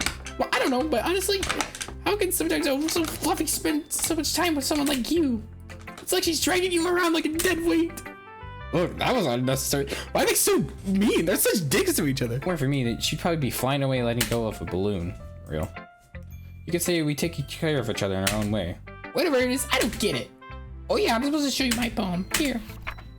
Amy likes spiders. You know what I heard about Amy? Amy likes spiders. Icky, wiggly, hairy, ugly spiders. That's why I'm friends with her. Amy has a cute singing voice. I heard her singing my favorite little song. Every single time she sang the chorus, my heart would pound to the rhythm of the words. She likes spiders. That's why I'm not friends with her. One time I hurt my leg really badly and Amy helped me up and took me to the nurse. I tried not to let her touch me. She likes spiders, so her hands are probably gross. That's why I'm not friends with her. Amy has a lot of friends. I see her talking to people. She probably talks about spiders. What if her friends start to like spiders too? That's why I'm not friends with her. It doesn't matter if she has other hobbies. It doesn't matter if she's private. It doesn't matter if it doesn't hurt anyone. It's gross. She's gross. And the world is better off without spider webs. And I'm gonna tell everyone. Not bad, right? It's a bit longer than yesterday's. Yesterday was too short. I was just warming up. I hope you didn't like it. I hope you didn't think it was the best I could do. Of course not. Anyway, the message is pretty straightforward to the poem. In this poem, I thought I have to explain it. Sometimes you have to explain a complicated issue with much simpler analogs. It helps people realize how stupid they're being. If anyone was to agree with the subject of the poem, it's an ignorant jerk. Do you know people like that? Of course, it's how everyone thinks That doesn't matter. It can be about anything. I wrote to be easy to relate to. Everyone has kind of a weird hobby or a guilty pleasure.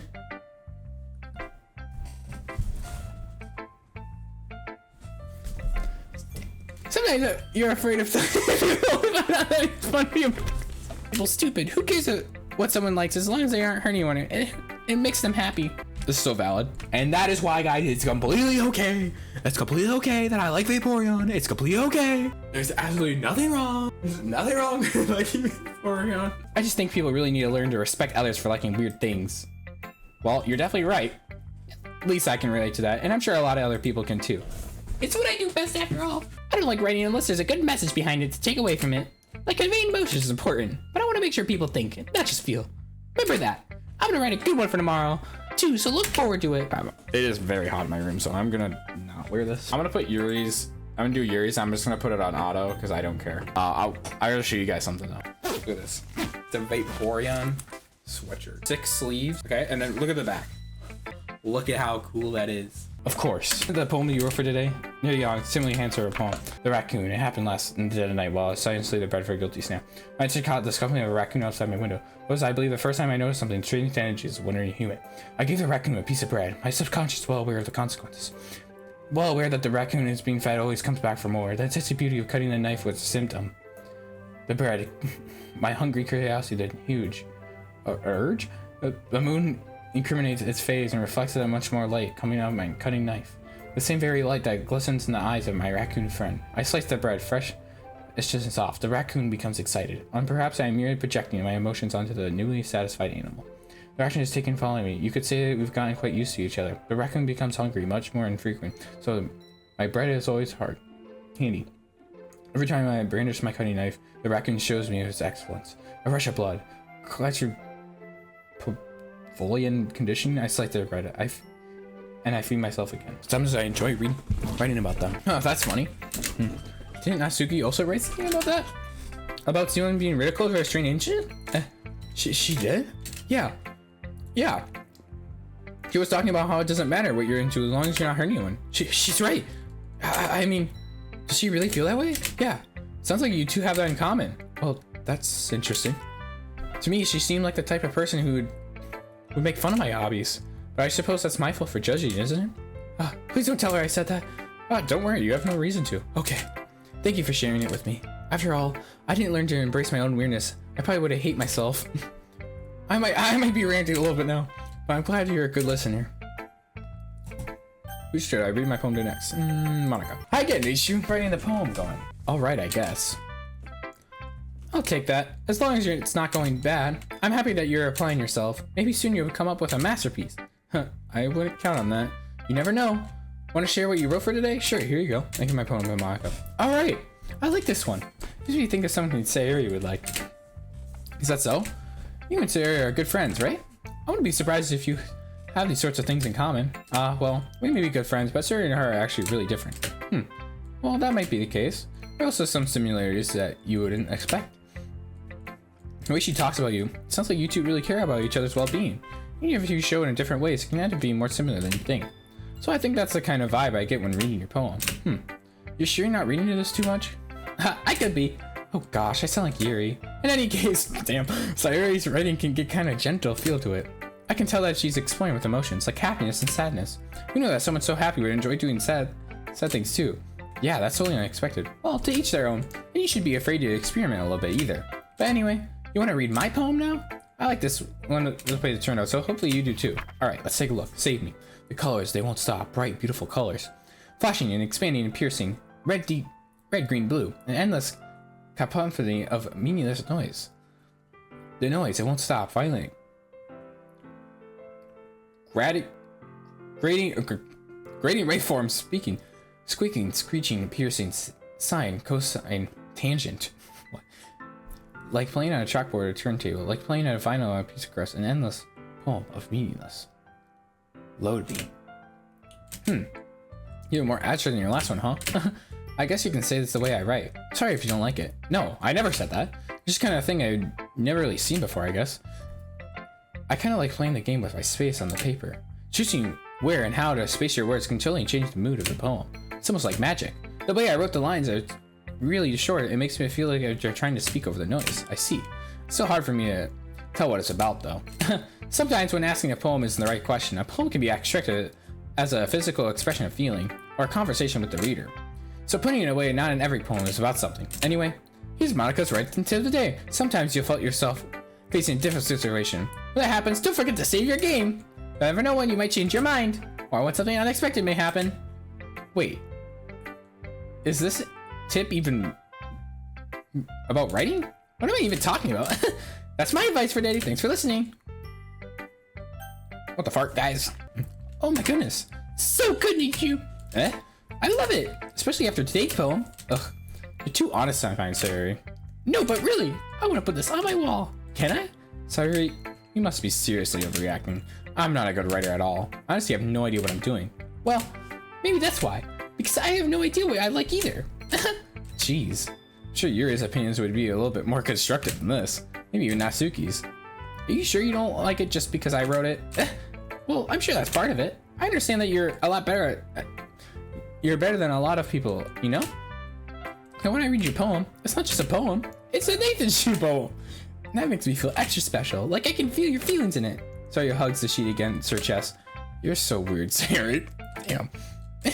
Well, I'm not very good at figuring out poems, if they're good or bad. That's why I just go by my heart. It makes me feel things. That must be a good poem. I'm not sure exactly how it works. Then again, I guess conveying feelings is a pretty important part of this whole thing. Yeah, maybe. Honestly, I don't even know what type of writing you like in the first place. Yeah, me either. Ugh. Why don't you at least try giving it some thought? Oh, you want to write down something for me? That's so sweet. Yeah, right. You're always thinking about other people. You need to think about yourself once in a while. If you don't, then you might not end up getting hurt at some point. Well, you don't really know what you mean, but I'll keep that in mind. Well, whatever. Anyway, let's see. I guess I like happy poems. Wait, sometimes I like sad poems too. Sometimes a little bit of both. There's a word for that, right? What's the word I'm looking for? Bittersweet. Yeah, I like when things are happy and things are saddest thing. Happy and sad?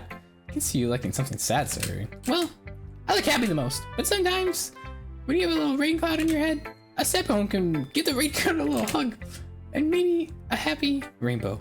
Sorry, that's unexpectedly poetic. Is it? Maybe I'm getting better at expressing my feelings after all. Thanks, Naishu. I should go write that down then. You can read my poem now, okay? Bottles. I pop off the scalp like the lid of the cookie jar. I reach inside with my thumb and forefinger and pluck one out. It's warm and tingly, but there's no time to waste. I put it in the bottle to keep it safe, and I put the bottle on the shelf with all other bottles. Happy thoughts, happy thoughts, happy thoughts in a bottle, all in a row. My collection makes me a lot of friends. Each bottle is sterilized to make amends. Sometimes my friend feels a certain way. Down comes the bottle to save the day. Night after night, more dreams. Friend after friend, more bottles. Deeper and deeper, my fingers go like exploring a dark cave, discovering the secrets and nooks and crannies. Digging, digging, screaming. Blah, blah, blah, blah, blah, blah, blah, blah, blah, blah. All I hear is echo, echo, echo inside my head. Holy crap. Sorry, did you really write this? Of course I did. Didn't I tell you yesterday I was gonna write the best poem ever? Yeah, but... I mean, I didn't... Fuck. Monica taught me a whole lot. I've been really in touch with my feelings recently. I see that. It's almost kind of creepy. Creepy? Well, not exactly. Maybe it's because I got so you... Fuck, that's me again. You used to be being so cheerful. Well, never mind. I'm thinking too hard about it. Boys, it came out good, so you should be proud of it. Oh, thanks. I feel like I was meant to express myself this way. Even it makes me help me understand my own feelings a little bit better. I sound like a freaking smoker. Writing's like magic. You got pretty passionate about this, huh? Keep it up. Yeah, writing's the best. I'm gonna keep it right down until I die. Don't get ahead of yourself. Sorry, it's always gonna happen getting obsessed with something before dropping it no more than a week later. I wonder if this is one of those times. Seeing her passion in her eyes makes it hard for me to be pessimistic. That's a big word. Okay, everyone, we're all done reading each other's poems, right? I have an actual special plan thing today, so everyone can come sit in front of the room. This is about the festival. Well, sort of. Look, do we really have to do something for the festival? I've been not doing the high voice. It's not like we could put together anything good for just a few days. We'll end up embarrassing ourselves instead of getting any new members. That's a concern of mine as well. I don't really do well with last minute preparations. Don't worry so much. We're gonna keep it simple, okay? We don't need much of it more than a few decorations. Sayuri's been working on some posters and I've designed some pamphlets we can give out during the event. Okay, that's great and all. It doesn't help us when we're exactly not. Blah, blah, blah, blah, blah. Oh, sorry, I thought you heard about it already. We're gonna be performing. Performing? Monica? Yeah, we're gonna have a poetry performance. Each one of us is gonna choose a poem to recite during the event. But the cool part is we're also gonna let anyone else come up and recite their poems too. Sayuri's putting all the posters in case anyone wants to prepare ahead of time. Sayuri's been coloring in a poster, holds it up for us to see. Are you kidding me, Monica? You already started putting up these posters, did you? Well, I did. Do you really think it's that bad of an idea? Well, no. It's not a bad idea. I just didn't sign up for this, you know? There's no way I'm gonna be performing in front of a group of people like that. I agree with Natsuki. I could never in my life do something like that. Imagine Yuri shakes her head in fear. Guys, no, Sayuri. I understand where they're coming from. Remember that Natsuki and Yuri have never shared their poems with anyone until just a couple days ago. It's a lot for us to recite their poems out loud to a whole room of people. What's going on with chat right now? I guess there's something I overlooked that. So, I'm sorry. But I think we can still give it our best. We're only ones responsible for the fate of this club. If we start the event and put it on a good performance, then it'll inspire others to do the same. And then the more people who perform, the better we'll be able to show everyone what literature is all about. Yeah! It's about expressing your feelings, being intimate with yourself, finding new horizons, and having fun. That's right. And for those reasons, we're all in this club today. Don't you want to share that with others? To inspire them to find the same feelings that has brought you here in the first place? I know you do. I know we all do. And if it all takes is standing in front of the room for 2 minutes reciting a poem, then you know we can do it. Sayuri and Ryuri remain silent. Sayuri looks worried. I guess that leaves me no choice. I agree. I don't think that's too much of an ask. I think that Sayuri and Monica have been trying really hard to get new members. The least you can do is help them out a bit. Well, maybe, but... Looks like Natsuki doesn't have any arguments left. Okay, fine! I guess I'll have to get over it with it. Alright. Phew. Thanks, Natsuki. How about you, Yuri? Yuri dejectedly glances around at everyone else's expectant faces. Sigh. I guess I don't really have a choice. Huh, that's everyone! You're the best, Yuri! This club is seriously going to be the death of me. Oh gosh, you'll be fine, Yuri. But anyway, let's move on to the main event. I want each one of you to choose a poem of yours. We're going to be practicing reciting them in front of each other. No way! Monica, this is all too sudden. Well, if you can't recite your poem in front of the club, how do you expect to do it in front of strangers? Oh no. Don't worry. I'll start off with everyone. Make it feel a little bit more comfortable. Can I go next? Of course. Now let's see. Monica flips through her notebook to the picture of a poem she has in mind for herself. Then she stands up behind the podium. The title of this poem is The Way They Fly. Monica begins reciting the poem. Her clear, confident voice fills the room. More than that, her inflection is pristine. She knows exactly how to apply emotion between each line she recites, bringing the words to life. Is this something she's done before, or is she simply a natural? I glance around me. Everyone has their eyes on Monica. Sayuri looks amazed. Yuri's intense expression on her face that I don't understand. Finally, Monica finishes the recitation. The four of us applaud. Monica takes a breath and smiles. That was so good, Monica. Ah, thank you very much. I'm just hoping to set a good example. Oh, sorry guys, my keyboard unplugged. Are you ready to go next, Sayuri? I'll go next. Yuri's fired up all of a sudden. Yuri glances the sheet of paper between her hands and stands up. Keeping her head down, she walks quietly over to the podium. This poem's called Yuri anxiously glances over at each one of us. You can do it, Yuri. It's called After Image of a Crimson Eye. Yuri's voice shaken as she starts reading the poem. Just a moment ago, she was practically refused to do this. Why is she so suddenly putting so much effort? As Yuri gets past the first few moments, her life changes. Almost like what happens when Yuri gets absorbed into her books. Her crippling words transform into sharp syllables of fierce and confident woman. The poem is full of twists and turns and is structured in that she enunciates with its perfect timing. This must be a rare glimpse of the whirling fire Yuri keeps concealed inside her head. Suddenly, she's finished. Everyone's stunned. Yuri snaps back in reality, glances down at her. She's been bewildered even herself. It's up to me to save this situation. I'm the first to start applauding. Everyone enjoys afterwards, and we give Yuri the recognition she deserves. It's not like we didn't want to applaud for her. We were so caught off guard that we must have forgotten. As we applaud, Yuri hurls up her piano to her chest and runs back to her seat. Yuri, that was really good. Thank you for sharing. Looks like Yuri's down for the court. Okay, I'm next then. Sayuri hops out into her chair and cheerfully walks towards the podium. This one's called My Meadow. Sorry, I giggled. Sayuri, it's a lot harder than I thought. How do you guys do it so easily? Try not to think of it like you're reciting to other people. Just imagine you're reciting to yourself, like in front of a mirror or in your own head. It's your poem, so it'll come out in the best way. I see. Okay then. I kind of understand this, not really at all. I did a play when I was in grade school. I was one of the lead roles. I memorized all the lines. I was a little nervous when I would say my lines, but I wasn't too scared. Somehow it feels like her soft voice is made for the perfect match. This poem isn't aimlessly cheery like Sayuri is. It's sincere and bittersweet. If I was to read this on paper, I probably wouldn't think of it much. But hearing it come from Sayuri's voice almost gives me a whole new meaning. Maybe this is what Sayuri meant by when she says that she likes my poems. It's like I get to reach more deeply into someone I thought I would know through and through.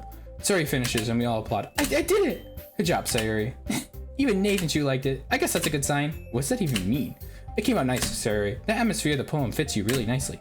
But it might be because other poems wouldn't work quite as well as kind of delivery.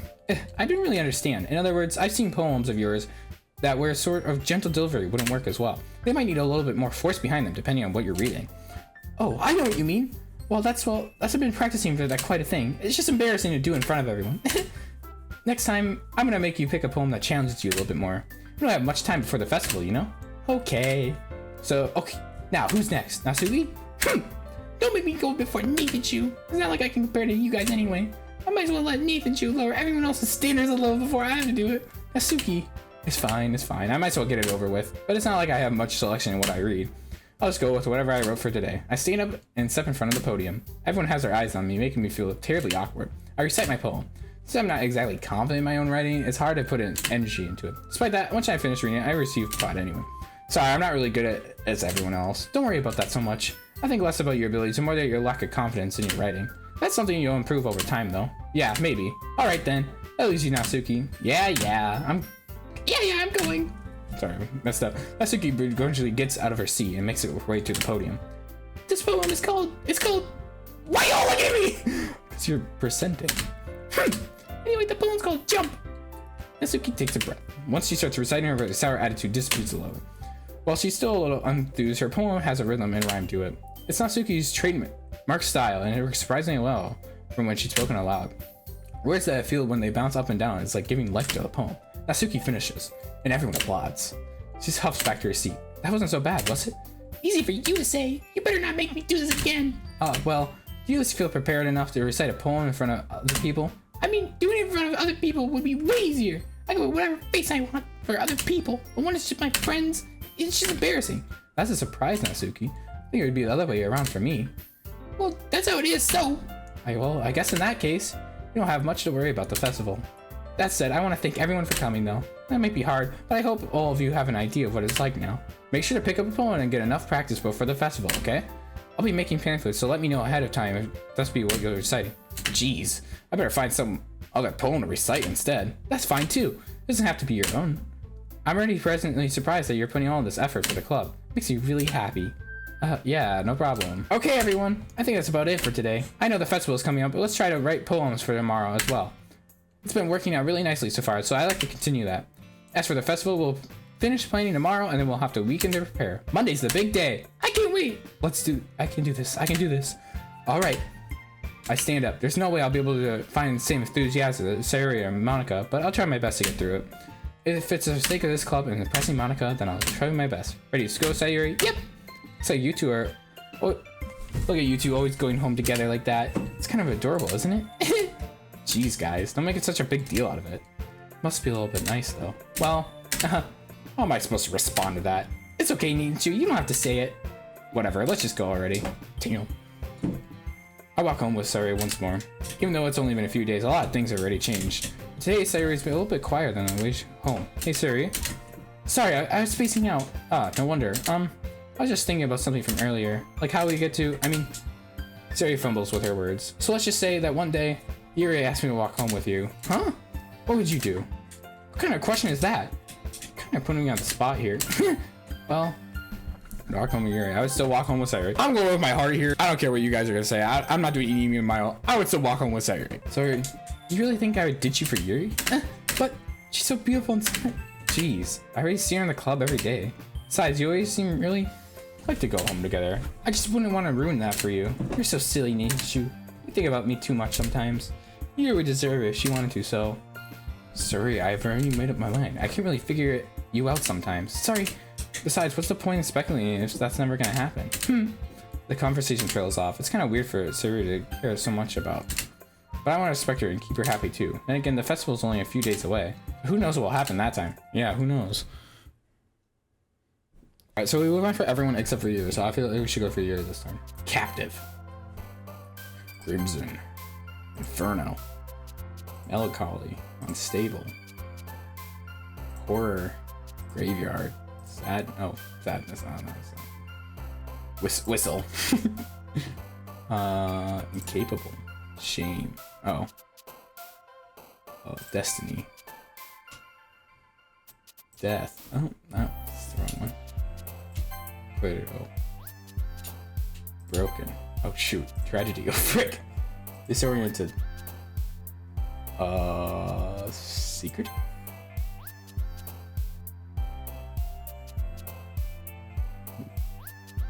Forgive? Existence. And the last one here again. Don't worry, I just walked in too. Are you practicing piano again? Yeah. You must have a lot of determination. Starting this club and picking up piano. Well, maybe not determination, but I guess passion. Just remember that the club wouldn't be here if it wasn't for all of you. I'm super happy that you're all willing to help out for the festival too. I can't wait for the festival. It's gonna be great. Eh? Weren't you complaining about it just yesterday, Suki? Well, yeah, but I'm not talking about our part of the festival. The whole day of school where we get to play and eat all kinds of delicious food. You sound like a bit like Saru all of a sudden. My God, do they usually have fight squid? Squid? That's a very specific thing to look forward to. Oh, come on. You say you don't like squid? You of all people? I did say I don't like it. Besides, what do you mean by you of all people? Because it's right in your name. Monica. Eh? That's not how you say my name at all. Also, that joke makes no sense translation. What? Never mind. Let's just focus it in our own event now, okay? Fine. Alright guys, Philip Uckland's gonna read it out for you guys, alright? I'm gonna put it on auto. Sayori is sitting at the desk in the corner of the room, looking down. I walk over to her. Hey Sayori, says Neichu. I wave my hand in front of her face. Sayori says, hey. Neichu says, you're spacing out again. Sayori, sorry. Don't mind me.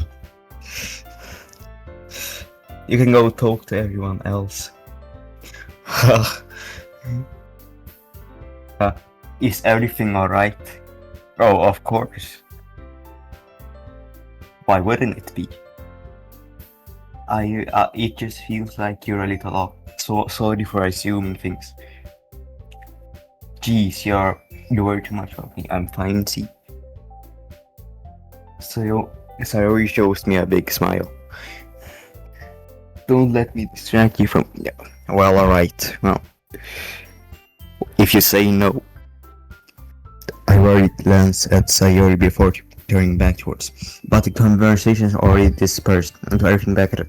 Maybe if I should ask Monica if she's noticed anything about her. Since they've been preparing for the festival, I finally approach Monica who is shuffling through some papers at her desk. Nathan Chu, what's up? Have you noticed anything with Sayori recently? Anything up with her?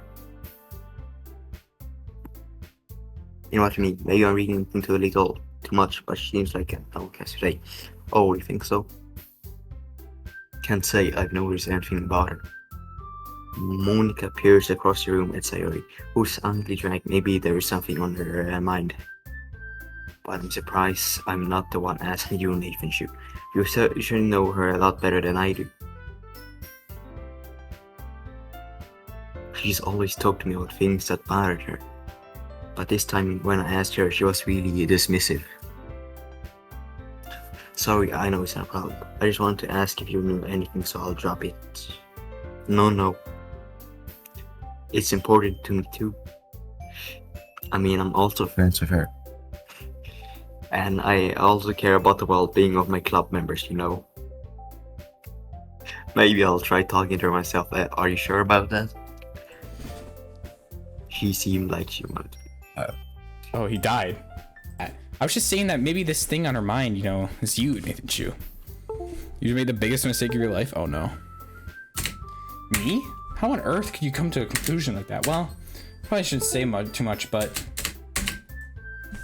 Sayori talks about you more than anything else, you know? She's been so much happier now ever since you joined the club. It's like a huge extra light was turned on side of her. What? No way. Sayori's always been like that. He's always been full of sunshine. Not any different now, that's always been. You're so funny, Nathan Shu. Have you ever thought about maybe you've always seen her as so cheerful? Because that's just how she is when she's around you?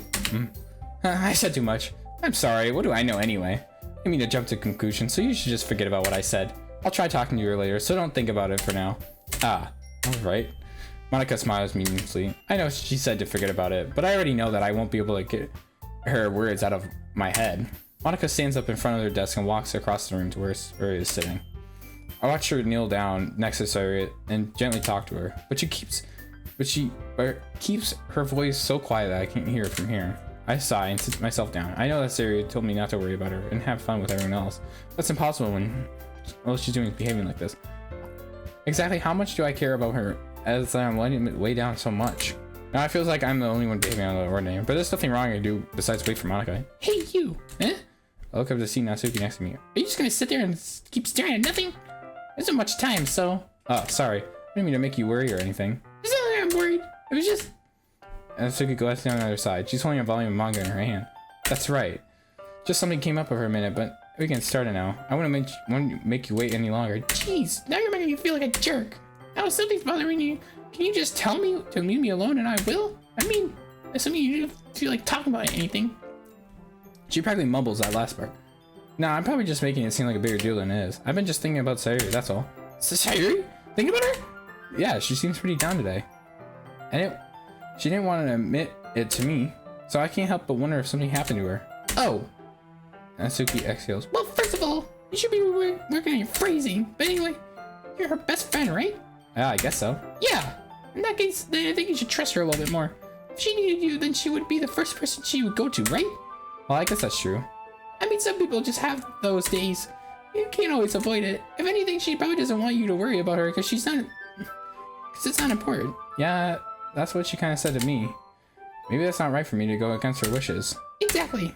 If she needs you to worry about her, then she would make it a lot more obvious. Yeah, I should have thought in my own way from the start. Natsuki fiddles with the book as she holding it in her hands. She really means a lot to you, doesn't she? Don't be the wrong idea or anything. We've just been friends for a very long time. It's normal to be worried about your friends. I mean, we were worried about me, so... I was not! Jeez, if you're fine, then let's hurry and get this started already. Yeah. Okay, everyone. As time passes, Monica calls out the club room. Why don't we share our poems now? Before I know it, everything's back to normal. Everyone achieves their poems, so I do the same. I make eye contact with Monica and she smiles at me. I wonder what she's talking about to Sayori.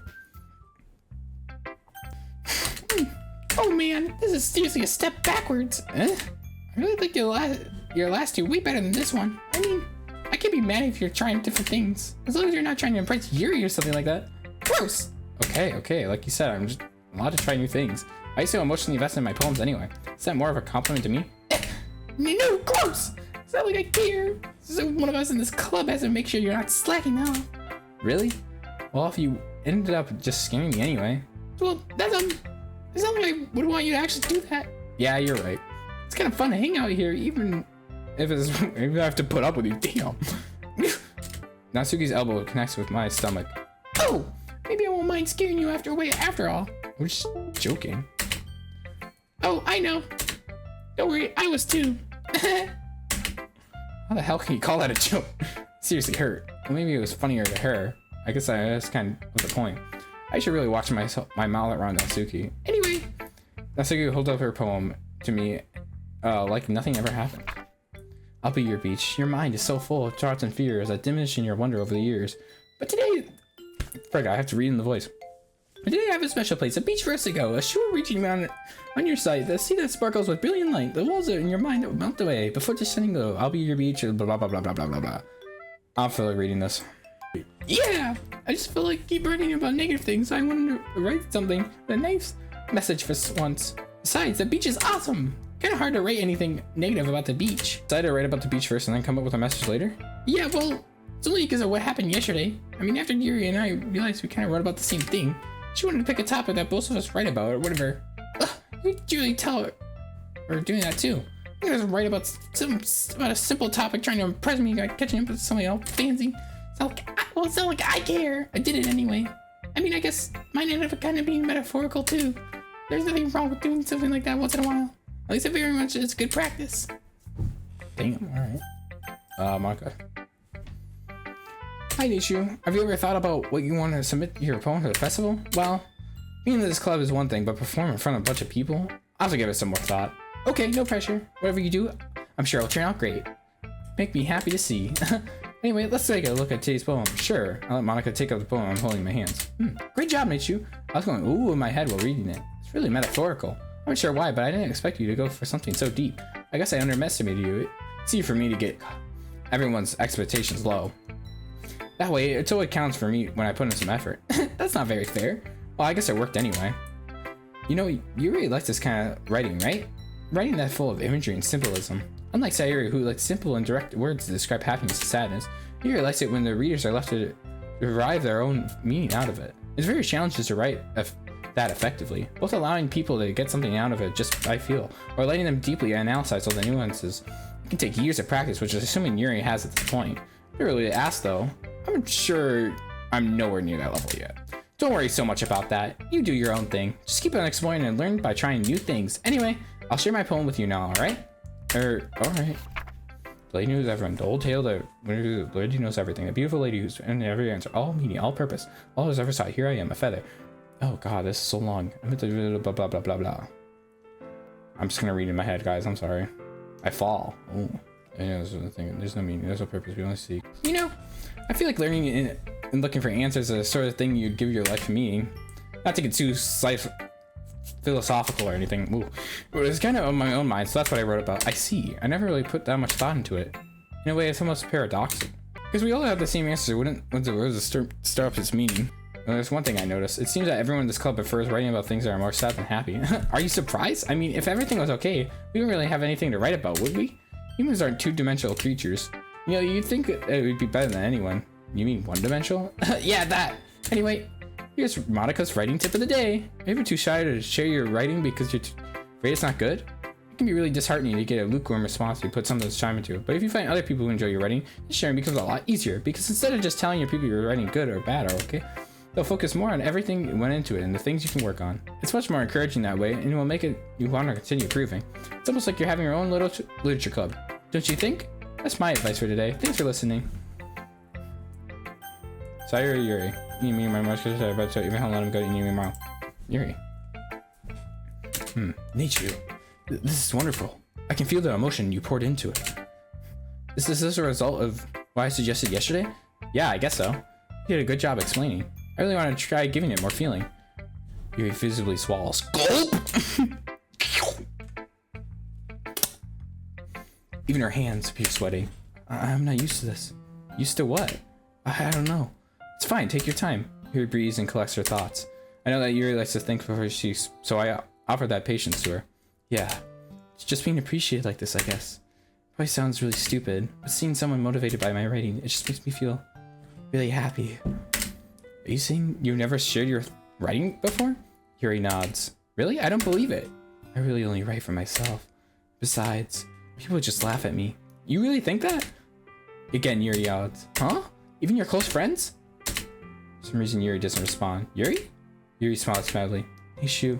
During lunchtime, I eat by myself. Did you know that?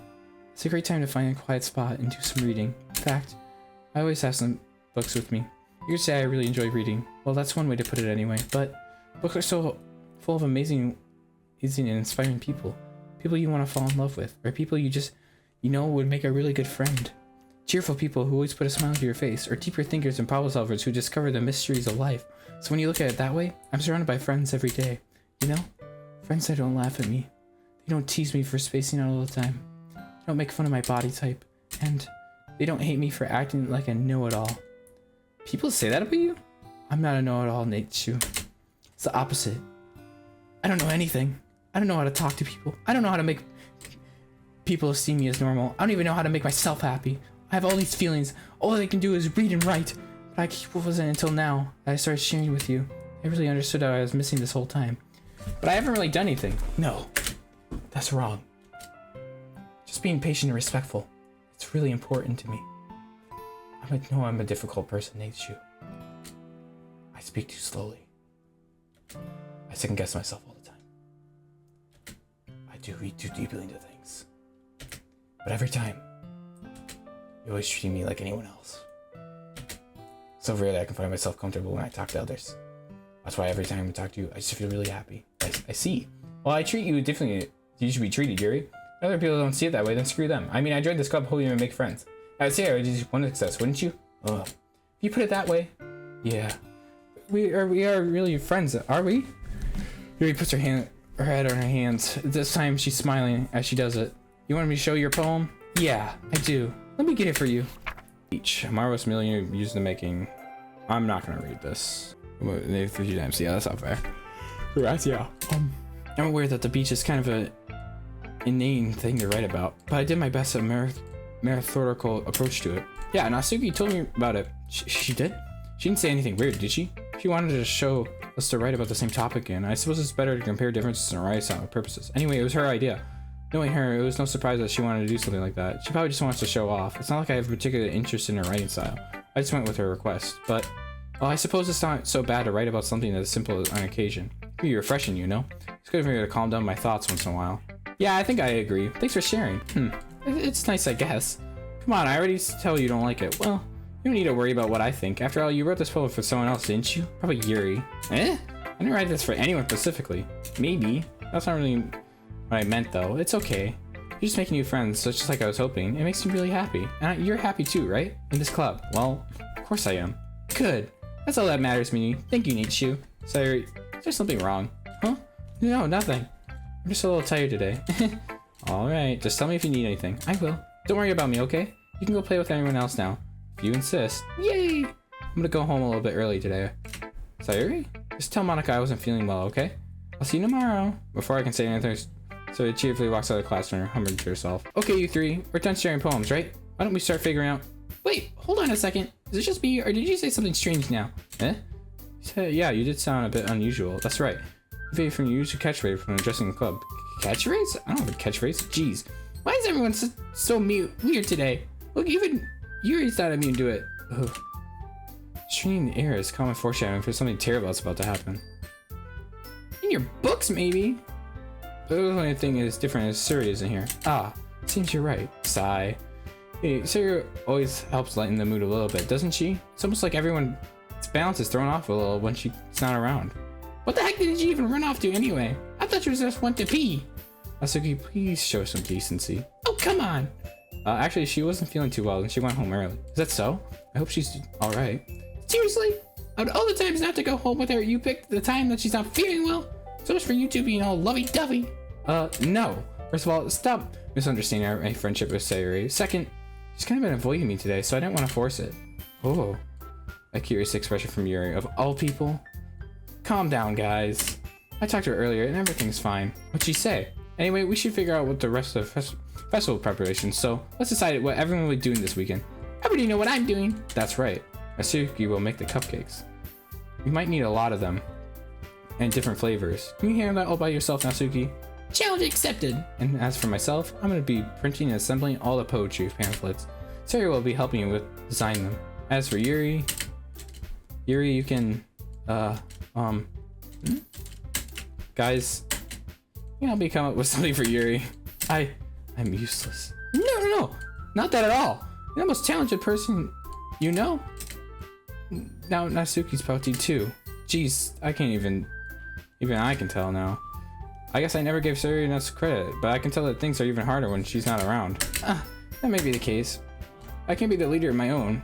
I won't grow as a person. So Yuri, you have beautiful handwriting, you know? So you should make yourself some banners and decorations to help set the atmosphere. Atmosphere? Well, about that, I love atmosphere. Yuri's expression suddenly changes as she stares at her desk and focus starts nodding to herself. Your mind is already racing, I see. That's great. It'd be a wonderful help, Yuri. But anyway, that leaves you, just Nation Shu, the one who's truly useless. Don't say that. In fact, both Natsuki and Yuri have some pretty heavy tasks to handle. Probably go a long way to give one of them a hand. You could have helped me out as well. Would have appreciated that. Ah, that's Monica suggesting I spend the weekend with one of my club members? How on earth are they going to respond to a suggestion like that? I suppose I wouldn't mind a bit of help. Well, even if you don't know how to bake, there's always some dirty work I could give to you. It's not like Monica's gonna give me a choice, and you shouldn't be sitting on your butt anyway. Nasuki tries to mumble a bunch of excuses like that. If I recall, Nasuki, you mentioned that you would like to handle the baking on your own. Ichu might not like to be around you if you only make him a nuisance, so therefore, you may be more suited to assisting with decorations. Hold on, I never said that. How hard could it be to make a few decorations anyway? Sounds like you're just making excuses for Neichu to. But what are you saying? It'll be extremely meticulous work. And baking, is it? Just wait. Just what do you think, guys? Let's settle down for a moment. And I think it's up to Neichu how he decides he would contribute. Besides, he hasn't really gotten the chance to spend any time with me yet, you know? So I'm sure he's interested in. You literally just said. I'm surprised as well.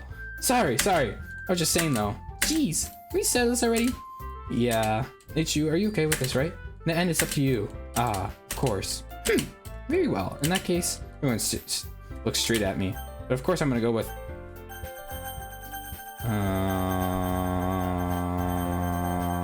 I'm sorry. It's going to be now I prefer helping Sayuri. I mean, we're already neighbors and Monica said that Sayuri was helping her. Jeez, do you really hate us that much? No.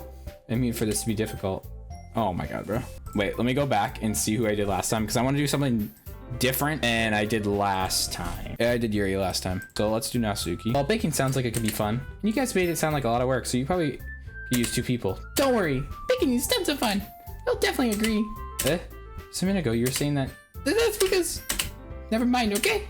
Well, anyway, you'll be fine by yourself, right, Yuri? Of course. I'm used to it after all. That's good. You know, Yuri's being melodramatic. It's a little hard for not to feel bad. So is that everything great? Anything else we need to talk about? No, I think that's it. Are you guys excited? Yes! Everything except for the performance is gonna be awesome. I don't think that really counts. What about you, Neichu? Me? I guess you say I'm interested to be how it turned out. It's good enough for me. What about you, Yuri? Yuri? She's still sulking. Nasuki starts responding too. It's not that big of a deal or anything. Well, it might just be that I think that Yuri would feel a little bit underappreciated in general. I think that Yuri might be feeling a little unappreciated in general. Having to come up with something for her to do and then nobody offering to help. That doesn't mean... Ooh. Nasuki glances back and forth at everyone with a worried expression. Look! Nasuki goes over and puts her hands down on Yuri's shoulders. Yuri, you're really the most talented one here. And you're gonna help make the event a lot more fun and welcoming. I mean, the cupcakes will probably help a lot too. But you're gonna make the atmosphere special. That'll be really important for the way that people feel during the performances. So, you need to stop being dumb and give yourself a little bit more credit.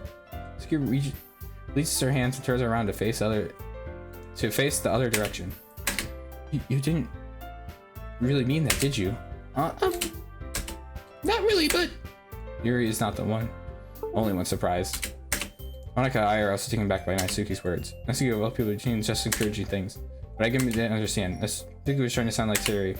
Even if it didn't work perfectly, I could tell she was trying to say something Sayuri would at a time like this. Because Sayuri would always help out and smile and make feel good about themselves. I'm sorry for being dumb. I'm going to do my best. And all of us are going to make it a great event. Yeah. Good to see that everyone's doing their best. But with that, there's nothing more else to do today, so I guess it's time for us to head out. Okay, but I'm staying here a bit longer. I got barely any done, so... Fair enough, there's nothing wrong with that. Everyone packs up their things. I start to follow Monica and Yuri out the door. They chat between each other.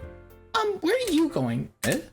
Soon I figure out our plan for this weekend. You literally would have given me... I would have got home and realized you didn't even have a way to contact me. Oh, that's true. I have no idea how that slipped my mind. Good thing I stopped you. I'm giving you my number, okay? Better not make it weird or anything. Why would I do that? Nasuki gives me her number. Okay, I'll come over on Sunday. I'll bring all the ingredients. Wait, you're coming to my house? Well, yeah. What's wrong with that? I mean, I figured since I'm the one helping, I'd be going to your house. Yeah, right. Like I could have a guy over my house, my dad would kill me. Really? It's kind of strict if you ask me. Yeah, how do you think I feel? I can do anything when my dad's home. Anyway, I just need to complain for a second. We have each other's numbers now. That's all I needed from you. I guess I'll text you when I'm coming over. Alright, fine by me. Yeah, I'm gonna really show you why I was picking so much. Why did I pick the character where I have to do this terrible voice? You better look forward to it. Oh? Didn't you say you were going to give me the dirty work? Well, I was just saying that. It's not like I gotta act like in front of everyone else. That's what I was looking forward to this. Wait, really? Well, kind of. Because I never got to bake with someone else before. And it's so... Alright, I get it. Sorry for overreacting. Anyway, I'll be heading out now. See you on Sunday. Never mind. Ooh. Can't believe this. Nasuki's going to my house on Sunday? You know, I thought I'd prefer to do this with Sayuri. My anxiety's so shoots to the roof. I guess I'm pretty used to handling her at this point. But who knows what might not happen when we're outside of school. She even told me she was looking forward to it. I shake my head. Why do I feel old and nervous that Sayuri will find out about this? It's not like we feel that way about each other. Besides, Monica said it's about the club. I have nothing to worry about. If I just go with it, then I'll have a good time. It's already Sunday.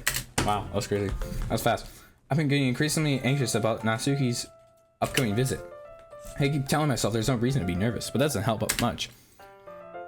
I wonder if she'll act any way different when it's just the two of us. Meanwhile, she's been texting me a lot. We sent each other once after exchanging numbers to double check the turn into conversation. She almost a different personality on the phone, using tons of emoji and cute language. She really likes to complain about things, but I kind of saw that one coming. Putting Nasuki's side, I haven't heard anything from Sayuri since she's left the club the other day. It's not like we text each other all the time or anything, but I've been worried about her in the back of my mind. Too much Sayuri, and Monica said, is it really okay for me to put Sayuri's feelings aside when she might need me?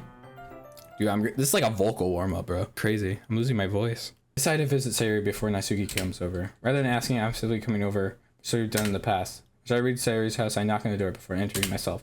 Again, we used to play so often that we made it happen to swing in each other's houses like we were family. The house is quiet. Sayuri isn't in anyone of the first floor, so I assume she's up in her room. It's very strange of her not to run down and greet me. I head up to her bedroom where I finally find her. Sayuri? Hi, Nishu. I sit down in her room. Sayuri forces a smile, but tell her she's different. There's a minute of silence between us. You haven't come over in a long time, like, have you? I guess you're right. It's been a long time. Not much has changed, has it? Sayuri's mess is as messy as it's always been. I also recognize the same stuffed animals and wall decorations she's had for years now. If you came over more often, then it wouldn't be such a mess. That's because I end up cleaning it for you.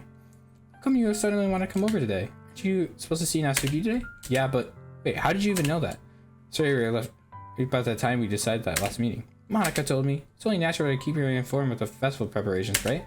Oh, that's true. But what about you? Are you going to be helping Monica today? Of course. I'm just helping her online. We didn't plan to meet up or anything. Oh, so it's just me and Nasuki then? Yep. There's more silence between us. Sayuri stares in a random direction. Everything about her behavior is really uncharacteristic. I finally get to the point. I just wanted to see how you're doing. After you left on Friday.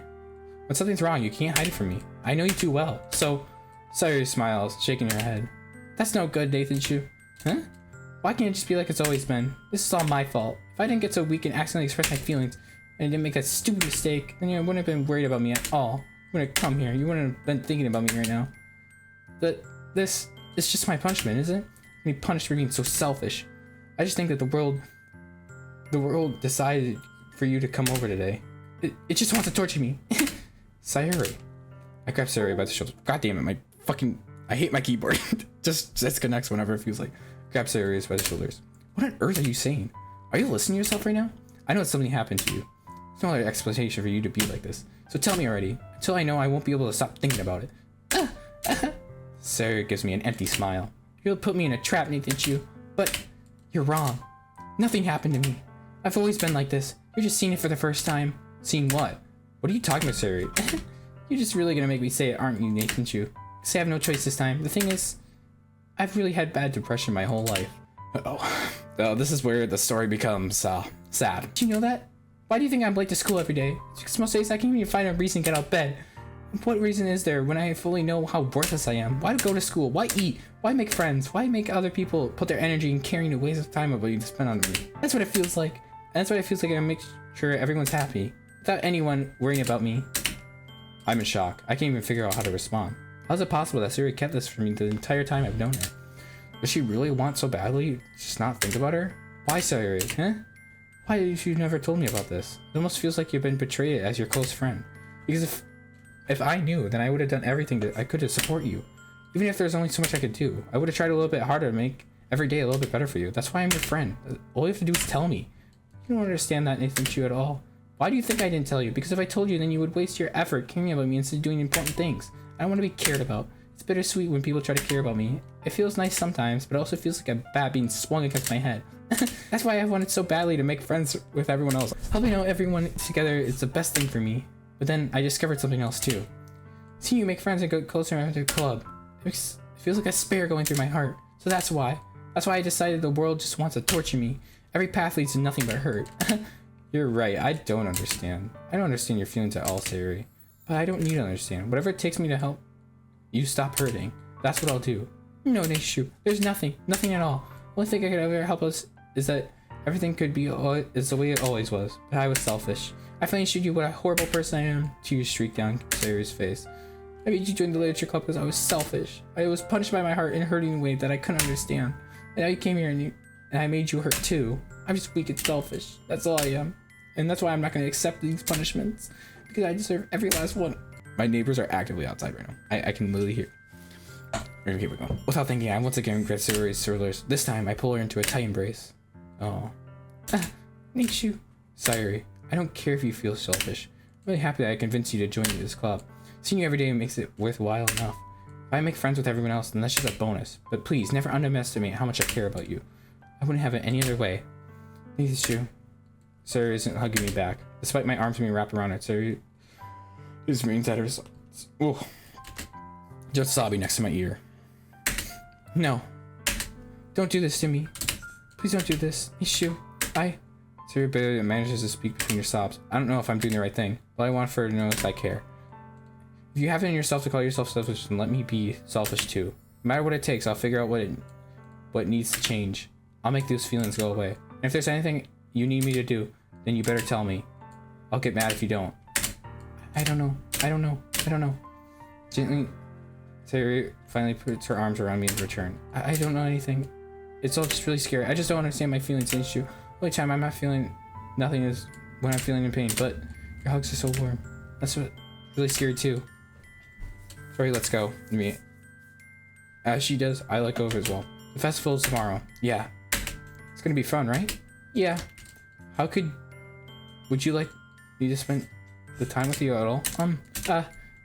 It's what I want. I promise. I think that would be nice then. Yeah. Sayuri wipes her eyes. If she could spend the whole day here, I would. All days like this has to be one where I have other plans. Maybe I can't. No, don't. Please don't. If I did that, then I really wouldn't forgive you. But it's almost time for Naisuke to meet me at my house. Maybe at least you want to come along and help out? It'd be fun. I suppose Sayuri shakes her head. I'm sorry. I don't know if that'd be very good for me today.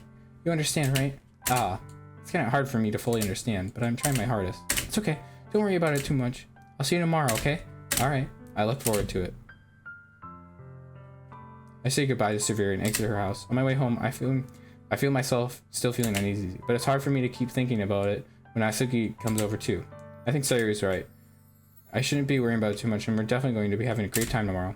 I should just focus on what's ahead of me. Alright. I spent only a few minutes back at my home, anxiously waiting Asuki's arrival. Before I know it, she texts me to let her know, oh, she's outside the front door. Without delay, I open the front door, let her in. Sup?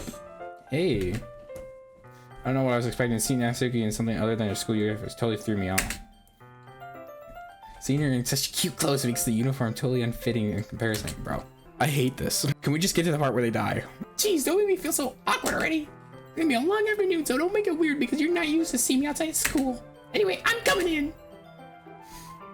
I see you brought a lot of stuff.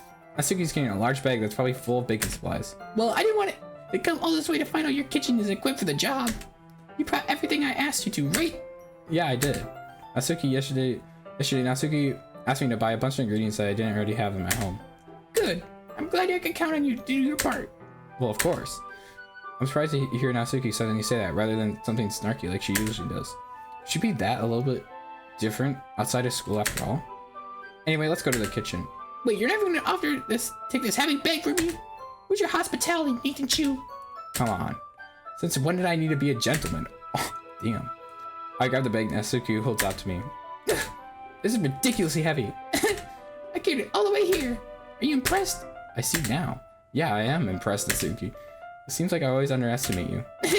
That's because I'm so small, isn't it? Jerk. Asuki hits a fist into my chest. Hey, your size has nothing to do with it. You really hate being small that much? It's not that I Like, I hate it. I mean, just sometimes I like proving people wrong. The only thing I'm worth my size. It's fun when I get to be small, and I'm also better than other people. But, geez, never mind. What do you make me say? Don't make me think you talk about weird things just because we're not at school. Are we getting started or what? There's a lot of stuff I need to teach you. What? What? I'm sorry. It's a little bit more like you. You're more fun when you speak your mind like that. Hey! Now you're treating me like a kid. I was just trying to be a little bit nicer, you know? Because Just because you don't have insurance, because like you doesn't mean you have to treat me like. Asuki catches the words and her face turns red. Asuki, forget it. I didn't Say anything. I should apologize. You're trying to be nicer. You should have been a little bit considerate too. But also, that's what you're thinking about. You should know that there's tons of guys who are body. Oh my lord. How can you know that anyway? Just trust me on that one. This one. Gross. Hey, is that to me? Who else? Man, let's just get started already. You're a sour when a girl calls you gross. Finally found your weakest snake issue. Natsuki smiles deviously. Please spare me. What the hell? Well, Natsuki decides to dish out more insults like that. There's no way I'm not fighting back, bro. She's satisfied enough now, so they're finally pulling out things that are big so we can get started. For long, the whole kitchen's a mess. Spoons, dirty bowls, flour, spilled fluid, and plastic bags are strewn around every countertop. The mixer isn't big enough to make all the batter at once, so we have to do it several times. Oh, meanwhile, Natsuki is babysitting all my movements to make sure I don't mess up her precious bagging. Isn't you? Where did you put all the food coloring? The batter is going in the oven soon, so I need to fill the trays. I think it's still in the bag next to the table. What are you using that for? Color the batter, of course. I'm making each tray a different color. That way, even if the flavors aren't different, everyone can still pick their favorite. Ah, that's a cute idea. Are you doing anything with the icing? Do you want to? You're asking me? I don't really have a preference, so... Come on. You're not putting any heart into this at all. You just try to have fun. I'm having fun. I'm sure Natsuki's really trying to get out of me. Meanwhile, I see her separate the batter into smaller bowls and a few drops of food coloring into each. Ah, that does look pretty cool. See? It's not like baking is just about following instructions.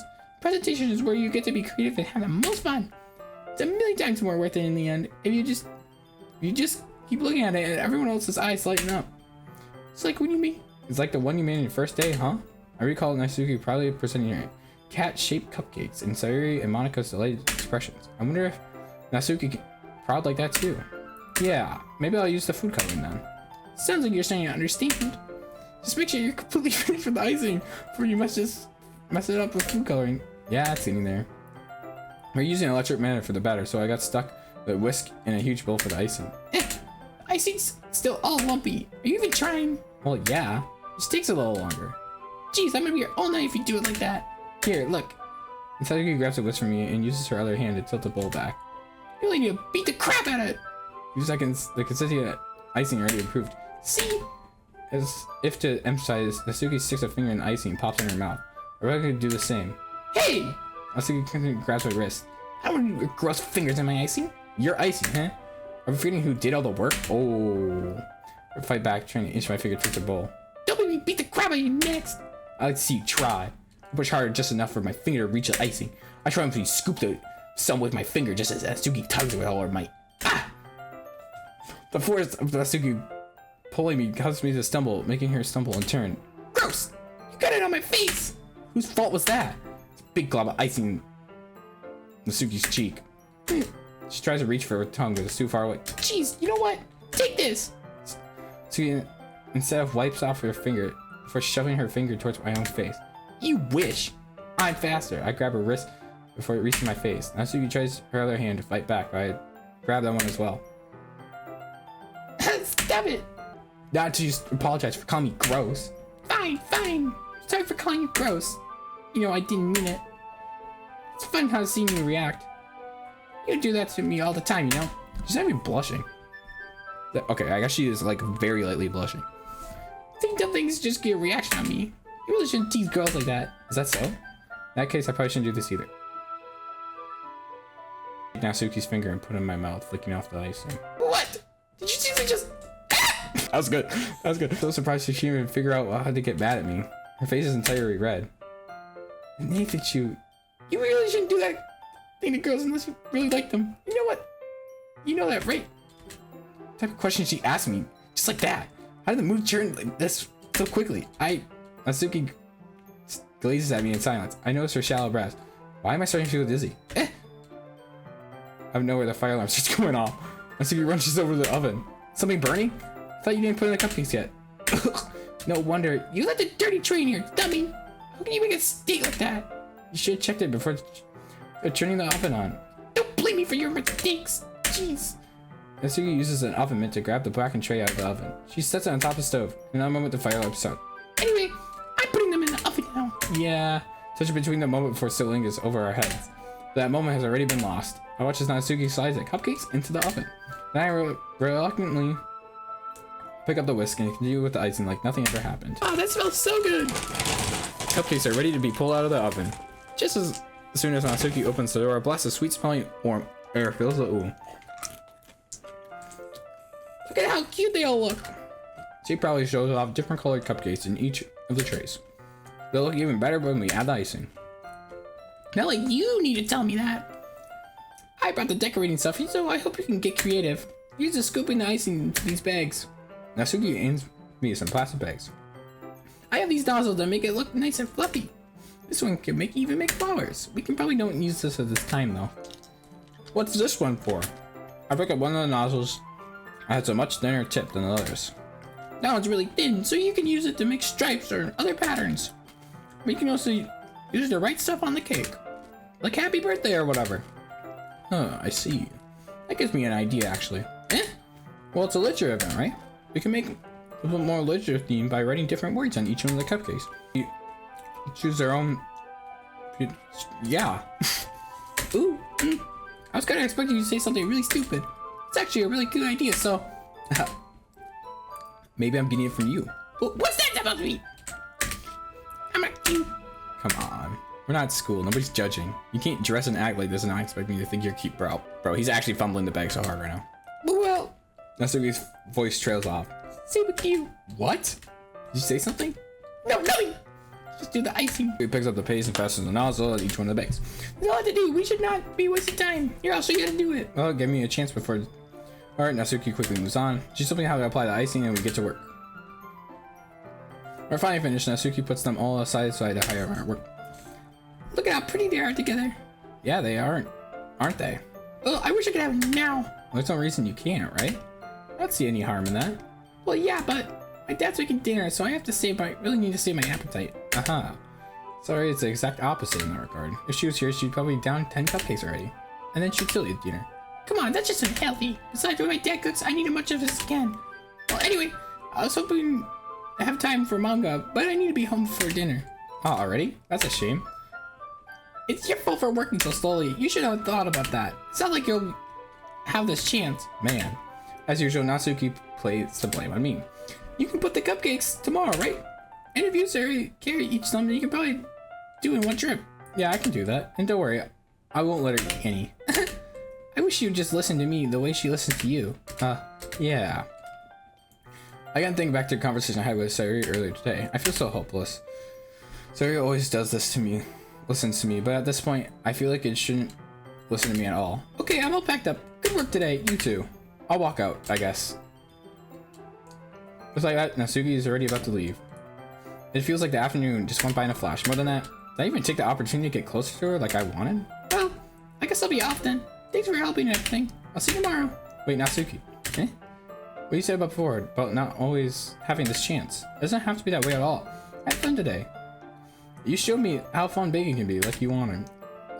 But aside from them, you can come over anytime, okay? I think if that's possible, I'd like to spend more time like this. You want to read manga or go out somewhere? You really mean that? Natsuki looks at me tensely, like she's trying to hide her expression. Yeah, I want to spend more time with you. Didn't you? I thought you only cared about getting this done. Oh, I'm sorry I had to leave so early today. I didn't want to. I really would have stayed here longer if I could. I feel the same way as you, so... Whoa. Natsuki suddenly gets closer to me. Wait, Natsuki! 10 inches away from me, Natsuki looks up at me. I feel her fingers gently clutch the sides of my shirt as holding onto me. Her rose-colored cheeks, matching her eyes, fill my vision along with her slightly parted lips. What's happening? I start to go dizzy as I feel her softly scan into me. I've always felt for a while now. Natsuki suddenly jumps back. Sayuri? I forgot this happens. Hi, Nathan. Sorry, just now we weren't. It's okay, Nathan. I just stopped by to say hi. Well, you should have said, you should have came a little earlier. I'm already on my way out, so. Oh, really? That's too bad. Yeah, well, I'll see you when the festival comes tomorrow, so it's fine. Just don't eat any of the cupcakes before then. Anyway, later. Peter flustered and hurries off, and Siri waves goodbye. Siri, I thought you didn't want to come over today. Well, I tried staying in my room. My imagination was being really mean to me. So I had to come here and see it for myself. Last time I picked I love you, so we're gonna go with I like you, or whatever. When it comes up. So I had here to come here and see it for myself. See what? What are you talking about? you know, how much fun you were having with Asuki and how close you got to her makes me really happy. You made such good friends. That all matters to me. Tears start to fall down Sayuri's face. That's all that matters to me. Why am I feeling this way, Nathan Shu? It's supposed to be happy for you. Why does it feel like my heart's splitting in half? It hurts so much. Everything hurts so much. It'd be so much better if I could just disappear. Sayuri, don't say that. It's true, Nathan Shu. If I wasn't here, then I wouldn't have to waste your sympathy on me. I just wouldn't put it up against me being selfish. Monica was right. I should just... Monica? Monica's right about what? Sorry. What I said before is true. I'm not gonna let this continue. Caring about you is like this isn't a burden in your mind. It's making it out to be. It's something that makes me happy. It's something that I wouldn't want to trade for anything else. So even if that takes a lifetime, I'm gonna be by your side until you don't feel any pain anymore. But Siri looks away, but I put my hand on my shoulder to reassure. I'm scared, Nathan. I'm really scared. What are you scared of, Siri? I'm scared that I might like you more than you like me. Siri, it's true, isn't it? I was weak and started to like you too much. I did this to myself. Nathan, I love you so much that I want to die. That's how I feel. And that's enough, Siri. I don't want to hurt anyone. I slid down Siri's arm and squeezed her hand into my own. Remember how I said, you know what's best for you? Do you still believe me? We're listening, Siri. Even you don't understand all your own feelings, I know what you need the most right now. That's why I'm gonna give it to you. See, that's where you could say I love you or you'll be my dearest friend. Before I said I love you, so we're gonna go with you'll always be my dearest friend. Think of some different dialogue. And since like 5 years ago I did the other dialogue, I'm gonna do this dialogue. Sorry, you'll always be my dearest friend. What you need the most for like is always been. Monica told me the truth. She told me how much happier you seemed after I joined the club. I know you're struggling with some really difficult things right now, but please trust me that I know what's best and I know it will make you happy in the end. I promise I'll get back. Things will get back to the way they were. I see. So he forces a smile, though an incredibly pained expression. It sort of feels like they get stabbed in the chest. I should write a poem about this. Sorry, it's okay. It's just my punishment, remember? For being so selfish, so please, don't worry about these stupid feelings. I know you're right. I know this whole time there's no happiness down this path. So I came here, so I could get the answer I needed to hear. And the other thing, you're also right. I just want things to go back to the way it was. I realize that now. You really do know me better than anyone, didn't you? I trust you in anything at all. So, Sari's smile finally breaks. All of a sudden, she turns around and drops to her knees. Ah! Clutching her head with both her hands, she screams as loudly as she can. I'm so shocked. I don't even know how to react. Sari looks over her shoulder and flashes me one more weak smile before turning around and running off. Sari! I'm left helplessly standing in front of my house. Why am I feeling so horrible about this? Nothing more I could have done. Most I can do is support her to her feelings and help her on the path that's right. But I'm having so much trouble understanding Sari's feelings as she is. Even though I can comfort her, I keep on wondering if I should have done something more or something different. I know that these thoughts will continue to plague me until they're back to the way they were. I can give it everything I got. Sari will always be my dearest friend, and I'll do whatever it takes to put a smile on her face every day. See, what happens when I say I love you? She just doesn't trust you that it's gonna happen. Okay, good to know. Alright, so this is where it starts to get spicy. It's the day of the festival. Of all days, I expected to be the one where I've been walking to school with Sayuri, but Sayuri isn't answering her phone. I considered going to her house to wake her up, but I said it's too much. Meanwhile, the preparation for the event is complete. I managed to carry all the cupcakes myself, Sayuri stacked in 2 trays. Asuki's already texting up the store, but I can't respond because my hands be full. Funnily enough, I probably feel the same way about Asuki about the event. I'm more excited for it to be over, so I can spend time with Sayuri and Asuki at the festival. But I know Monica, I'm sure she'll be good too. Nathan Shu, you're the first one here. Thanks for being early. That's funny, I thought Yuri would be here by now. Monica's placing little booklets on each one of the desks in the classroom. They must be the ones that she prepared with all the poems we're performing. In the end, I found a random poem online that I thought Monica would like, and I submitted it. So that's the one I'll be performing. I'm surprised you didn't bring Sayuri with you. Yeah, she overslept again, that dummy. You think on days like this important, she'd try a little harder. I say this, but then I suddenly remember what Sayuri told me yesterday. I suddenly feel it off knowing it's not simply that simple for her. I only said it because that's the way I'm used to thinking. But Maybe I should have waken her up after all. You should take a little bit of responsibility for her, Nathan. I mean, especially with your exchange with her yesterday. You kind of left her hanging this morning, you know? Exchange? Monica, you know about that? Of course I do. I'm the club president after all. But I stammer, embarrassed. Did Siri really tell her about it that quickly? And how I basically turned down her confession? I seem to feel like the bad guy here. But I'm the one who knows what's best for her, right? Jeez, you don't know the full stories at all, so don't worry. She would have died either way. I probably know a lot more than you think. Monica is being friendly as usual, but for some reason I feel a chill on my spine after hearing that. Hey, do you want to check out the pamphlets? They came out really nice. Yeah, sure. I got one of the pamphlets laid on the desk. Oh yeah, they really did. Something like this will definitely help people take the club more seriously. Yeah, I thought so too. I flipped through the pages. Each member's poem is neatly printed on its own page, giving an almost professional feel. I recognize Natsuki and Yuri's poems from the ones that they performed during their practice. What's this? I flipped Sayuri's poem. It's different than the one she's practiced. It's one I haven't read before. For sensei, get out of my head, get out of my head, get out of my head, get out of my head, get out of my head, get out of my head, get out of my head, get out of my head, get out of my head, get out of my head, get out of my head, get out of my head, get out of my head, get out of my head, get out of my head, get out of my head, get out of my head, out of my head, get out of my head. But do I know what is best for you? Get out of my head before I listen to everything she says to me. Get out of my head before I show how much I love you. Get out of my head before I finish writing this poem. But a poem's never actually finishes. It stops moving. What is this? Reading the poem, I get a pit in my stomach. Nathan, what's wrong? Nothing. This poem feels completely different than everything else Sarah's written. But more than that, I changed my mind. I'm gonna go get Sarah. All right. Don't take too long, okay? I quickly leave the classroom. Don't strain yourself. Monica calls after me. Quick my pace. What was I thinking? I should have tried a little bit harder for Sayuri. It's not a big deal. At least wait for her or help her wake up. Even a simple gesture of walking out to school makes you feel really happy. Besides, I told you yesterday that things would be the same as they always been. That's all she needs, and that's what I want to give to her. I reach Sayuri's house and I knock on the door. I don't expect to answer, but she's not picking up the phone either. Like yesterday, I open the door and let myself in. Sorry? She's a really heavy sleeper. I swallow. I can't believe I ended up doing this after all. Waking up in our own house, isn't that more something that a boyfriend would do? In any case, it feels right. Outside the room, I knock on her door. Sorry? Wake up, dummy. There's no response. I didn't really want to leave to her room like this. It's kind of breach privacy. I gently open the door.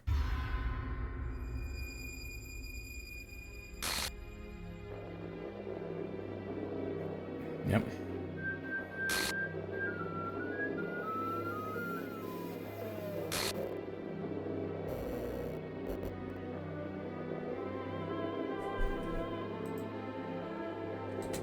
What the hell? What the hell? Is this a nightmare? It has to be. This isn't real. There's no way this can be real. Sorry, I wouldn't do this. Everything was normal up until a few days ago. That's why I can't believe my eyes. What are showing me? I suppressed the urge to vomit. Just yesterday, I told Sarah I'd be there for her. I told her I know what's best and everything will be okay. And why? Why would she do this? How could I be so helpless? What did I do wrong? Turning down her confession? That hasn't been what pushed her over the edge. No, sadly not. Way would have done it. Her agonizing scream still echoes in my ears. Why did I do that to her when she needed her most? Why was I so selfish? It's my fault. I'm storming up the thoughts and tell me every day that I could just prevent this. If I just spent more time with her, walked her to school, and gave her what I know we wanted out of the relationship, then I could have prevented this. I could have prevented this. Screw the relationship. Screw the festival. I lost my best friend. Someone I grew up with. Someone, she's gone forever. Now, there's nothing I can do to bring her back. This is some game where I can reset it and try something different. If I only had one chance and I wasn't careful enough, now I'll carry this guilt with me until I die. Nothing in my life is worth more than hers. I still can't do what she needed from me. And now, I can never take it back. Never, never, never, never, never. End.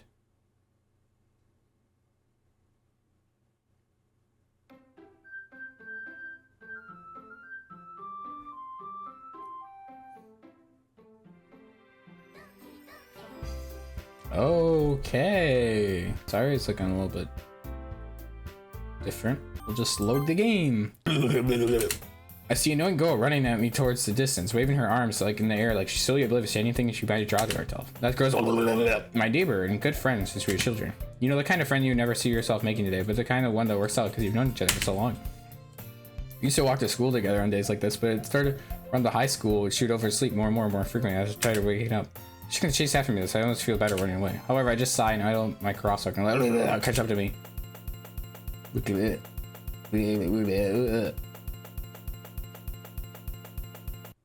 an ordinary day school, like any other. Mornings are usually the worst, getting surrounded by couples and friend groups who walk to school together. Meanwhile, I've always walked to school alone. I always tell myself it's about time I meet some girls or something like that. I have no motivation to join any clubs. I'm really content with just staying in the average while spending my free time on games and anime. There's always the anime club, but it's not like I would get any girls in it anyway. School day is ordinary, and it's over before I know it. I pack up my things and stare at the wall, looking for an ounce of motivation. Clubs. Not really any that interest me. Besides, most of them would probably be way too demanding for me to want to deal with them. I guess I have no choice but to start with the anime club. Nathan Shu? Oh, that's not Nathan Shu. What? Monica? My goodness, I totally didn't expect to see you here. It's been a while, right? Ah, yes it has. Monica smiled sweetly. We know each other well. Well, we rarely talk, but we were in the same class last year. Monica was probably the most popular girl in class. Smart, beautiful, athletic, basically completely out of my league. So having her smile at me genuinely so feels... What do you come here for anyway? Oh, I bet just working for supplies for use for my club. You know if there's any construction paper in here? Or markers? I guess you check the closet. You're in the debate club, right? About that, I actually quit the debate club. Really? You quit? Yeah, to be honest, I couldn't stand all the politics around the major clubs. Feels like nothing but arguing about budget and publicity and how to prepare for events. I'd much rather take something I personally could enjoy and make something special out of it. In that case, what club do you decide to join? Actually, I'm starting a new one. The Literature Club. Literature? That sounds kind of dull. How many members do you have so far? It's kind of embarrassing. There's only 3 of us so far. It's really hard to find new members about something that sounds so boring. Well, I can see that. It's not really boring at all, you know? Literature can be anything. Writing, reading poetry. I mean, one of the members even keeps a manga collection in the classroom. Wait, really? Yeah. It's funny, right? It's always insistent that manga is literature too. I mean, she's not wrong, I guess. She's a member, and a member's a member, right? Manga just say she? Hey, Nichu. By chance, are you still looking for a club to join? Ah, I mean, I guess so, but in that case, is there any chance you'd do me a big favor? I want to ask you to join, but you could very least visit my club. It would make me feel really happy. Please? Guess I have no reason to refuse. Besides, how could I ever refuse someone like Monica? Sure, I guess I'll check it out. Oh, awesome! You're really sweet, Nathan Chu. You know that? It's nothing, really. Shall we go then? I'll look for some materials another time. You're more important. Thus, today marks the day I sold my soul to Monica and her irresistible smile. I would dejectedly follow Monica across the school and upstairs, a section of the school I rarely visit. Monica, full of energy, swings open the classroom door. I'm back, and I brought a guest with me. A guest? Seriously, you brought a boy? What the atmosphere? Don't be new, Natsuki. Anyway, hey, welcome to the Literature Club, Nishu. Oh my word, escape me. This club, it's full of incredibly cute girls. So let me guess, you're Monica's boyfriend, right? What? No, I'm not. Natsuki, the girl gratitude whose name apparently is Natsuki's, is the one who I don't recognize. Her small figure makes it look like she's a first-year student. Anyway, this is Natsuki, energetic as usual, and this is Yuri, the vice president. It's nice to meet you. Yuri, who is completely more mature and timid, seems to have a hard time keeping up with someone like Natsuki. You in a classroom and you decided to come check out the club. Isn't that great? Wait, Monica, didn't I tell you to let me know when someone bring you to anyone new? Well, I was going to, well, you know. Sorry. I didn't forget that, but I happened to run into him. In that case, I should at least make some tea, right? Yeah, that would be great. Why don't you come sit down, Nathan Chu? The girls have a few desks arranged to form a table. Yuri walks to the corner of the room and opens the closet. Meanwhile, Monica and Natsuki sit across from each other. Still feeling awkward, I take a seat next to Monica. So, you know I didn't really plan on coming here, but make sure you feel right at home, okay? As president of the Literature Club, it's my duty to make the club fun and entertaining for everyone. I'm surprised there isn't more people in the club yet. It must be hard to start a new club. You could put it that way. Not many people are very interested in putting all our effort to start something brand new. Especially when there's something doesn't grab your attention like literature. You'll have to work it out and convince people that you're both fun and worthwhile. But it makes school events like the festival that much more important. I'm confident that we'll really grow this club before we graduate. Right, Natsuki? Well, I guess. Natsuki reluctantly agrees. Such different girls, all interested in the same goal. Monica must have really worked hard to find these two. Yuri returns to the table carrying a tea sheet again. I said it again! Carefully places a teacup in front of us before setting down the teapot in the middle. You keep a whole tea set in the classroom? Don't worry, the teachers gave us permission. After all, the hot cup of tea really helps you enjoy a good book. I guess. Don't let yourself get intimidated. Yuri's just trying to impress you.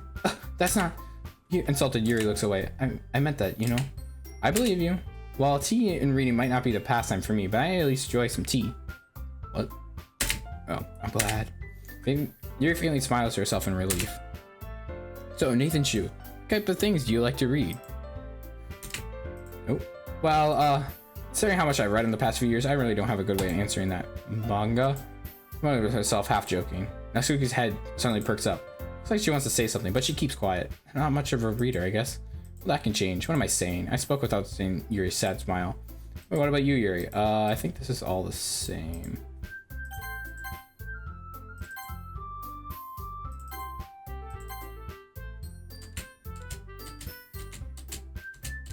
Yeah, this is all the same dialogue. Sorry, we're skipping the same dialogue because then we're gonna be here for like 7 hours. And to be honest with you, I don't want to be here for 7 hours. So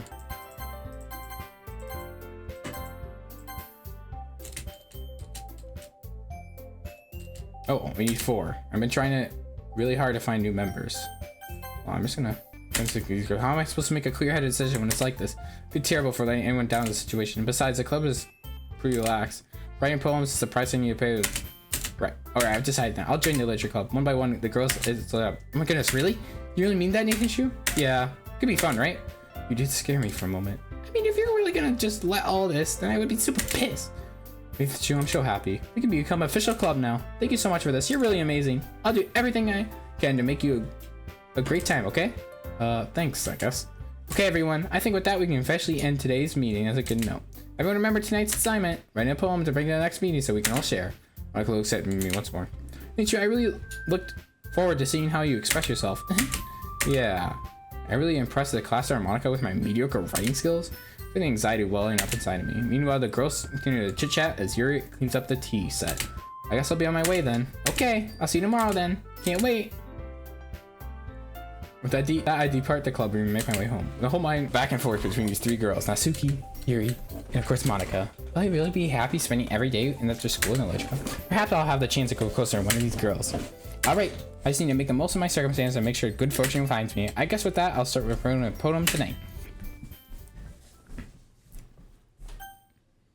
You've unlocked a special poem. Would you like to read it? Yes. Stare at the dot to reveal the special message.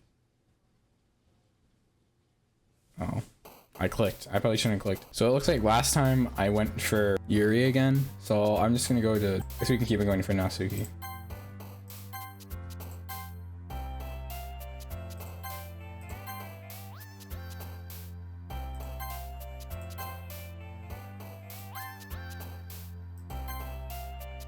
What? That was not Natsuki. Amazing. Whistle. Loud.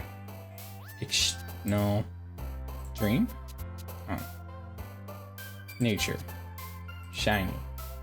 Anime. Family. Starscape. Oh. Whoops. Hi again, Nathan Shu. Glad to see you didn't run away from us. Don't worry. This might be a little bit strange for me, but at least I keep my word. Well, I'm back in the literature club. I was last to come in, so everyone else is already hanging out. Oh. What's happening there, bud? Wait. Oh my god, the back has... I thought you were hanging. Thanks for keeping your promise, Nathan Shu. I hope this isn't too overwhelming for a commitment for you. Is this? I think the screen's slowly zooming in. Music goes this habit, making you dive headfirst into literature when you're not accustomed to it. Oh, come on, like he's. Oh, come on, like he deserves any slack. You already been Drake here, my Monica. I don't know if you plan to just come out here and hang out or what. You don't take us seriously, then we won't see the end of it. Oh, sorry, Monica, you move. I can't really see the text. Oh, thanks. Natsuki finds herself stuck in between saying Monica and manga. Monica is literature. Swiftly defeated, Natsuki pops her back in her seat. I'm sorry, Nathan Shu. We'll make sure you come first, okay? Here shoots Natsuki with a pink glance. Anyway, now you're in the club and all, perhaps you might be interested in picking up a book to read? Well, I can't really say no either. Like I said, I'm in this club now, so it only feels right for me to do something like that if you ask. Wait, I didn't mean it like that. Ugh. You don't really want me to, then forget I said anything, I guess. Oh, no, it's not that, Yuri. I just want to be part of the club. So even if I don't read that much, I'd be happy to pick up a book if you want me to. Are you sure? I just felt like, well, as a vice president and all, I should help you get started on something you might like. Yuri reaches in her bag and pulls out a book. I didn't want you to feel left out, so I picked out a book that you thought you might enjoy. It's a short read, so it should keep your attention even if you don't read. You know, we could discuss it if you want. How could a girl be acting to be so cute? She even picked a book I like despite not reading much. Thank you, Yuri. I'll definitely read this. Enthusiastic, I take the book. Phew. Well, you can read at your own pace. I'll look forward to hear what you think. Oh, screen's back to normal. Now that everyone's settled in, I expect for Monica to kick off some scheduled activity for the club. But this doesn't seem to be the case. Yuri's face is already buried in book. I can't help but notice an intense expression like she's waiting for this chance. Meanwhile, Natsuki's rummaging around the closet. Look! I can hear Natsuki utter a gasp within the closet. She seems annoyed at something. Put her in case she needs a hand. You looking for something in there? Fucking monom. She put my stuff right in the never read stop. What's the point in keeping your collection organized if someone else is just gonna mess it up? She compiles a bunch of stacked books and boxes across the shelf. Manga. You read manga, right? Sometimes. Manga is one of those things where you really can't admit the other person stands. How do you know anyway? I heard you bring it up at some point. Besides, it's written all on your face. What's that supposed to mean? I see. There's a long volume, blah blah blah. Just pull out the stack. There it is. Let's see, man. She turns the box of manga and slips out a volume right in the middle of the rest. Ah, much better. Seeing a box with a whole set with one book missing is probably the most irritating sight in the world. I know that feel. I get closer to the box to see my fit girls. Don't judge a book. In fact, all right. We'll skip all the normal. This dialogue is all normal. I've actually already read this, so yeah, since we already read this, then I'm not too worried about it.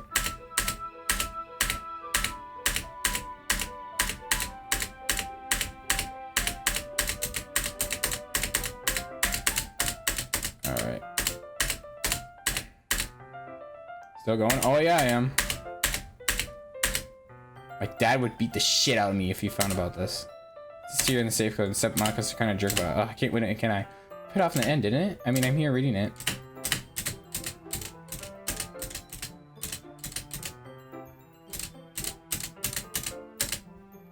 Change the oh, this is new. This is new now. Looks like she started to fall asleep. Hey, Natsuki. Yeah. Natsuki kind of collapses straight into me. Hey. Oh, it's cute. Oh yeah, obviously. Oh geez, Natsuki, are you okay? Here. Mika reaches in her bed and pulls out some protein bar. She throws it in Natsuki's direction. Natsuki's eyes suddenly light up again. She snatches the bar from the floor and immediately tears off the wrapper. I told you not to. She didn't finish stuffing in her mouth. Don't worry, Nishu. She's fine. This happens every now and then. That's why I always keep a snack in my bag for her. Anyway, why don't we all share our poems now? Okay. You mean Monica should start by the start? Hold on, I've got to eat them all. Should start with Monica. Yesterday she seemed eager to read my poem, so I wanted to know to put in effort. Hi, Nishu. Having a good time so far? Yeah, glad to hear that. We already read some of this. I'm just gonna kind of skip the stuff that we already read.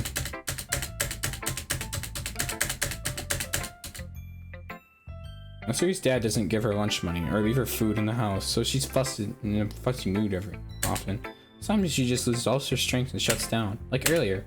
It's just a guess, but I think she's so small because her malnutrition is interfering with her absolute growth. But hey, some guys are into petite girls too, you know? Sorry, I'm just trying to look at the bright side. Alright, you want to read my poem now? Don't worry. Same one. What you think?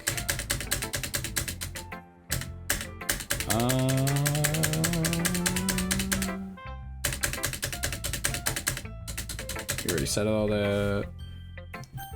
We'll go Yuri.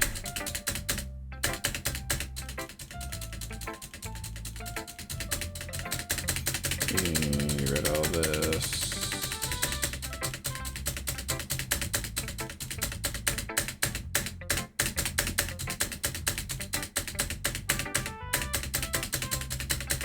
You read all this. You read all that. It looks like this dialogue wasn't changed, probably.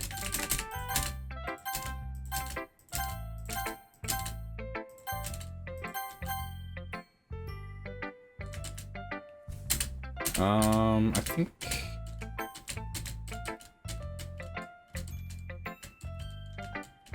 Let me read all this. Oh, it's nothing. Asuki dismissively returns the poem. Okay, yeah. Oh, here we go. This is where it's gonna be like the fight. Excuse me, I appreciate the offer, but I spent a long time establishing my writing style. Don't expect me to change anytime soon or come across something interesting, which I haven't yet. It makes you like my poem, you know. Even told me I was impressed by it. Asuki suddenly stands up. Oh, I didn't realize you were so invested in trying to impress a new member, Yuri. That's not why. Oh, you're just... Yuri stands up. Well, maybe you're just jealous and you appreciate my advice more than you appreciate yours. And how do you know he doesn't appreciate my advice more? How are you that full of yourself? No. If I was more full of myself, I would simply go on my way to make everything I do over cutesy. Ooh, well, you know what? If I was the one it's like bigger than nature started showing up. Natsuki! Natsuki, that's a little... This doesn't involve you.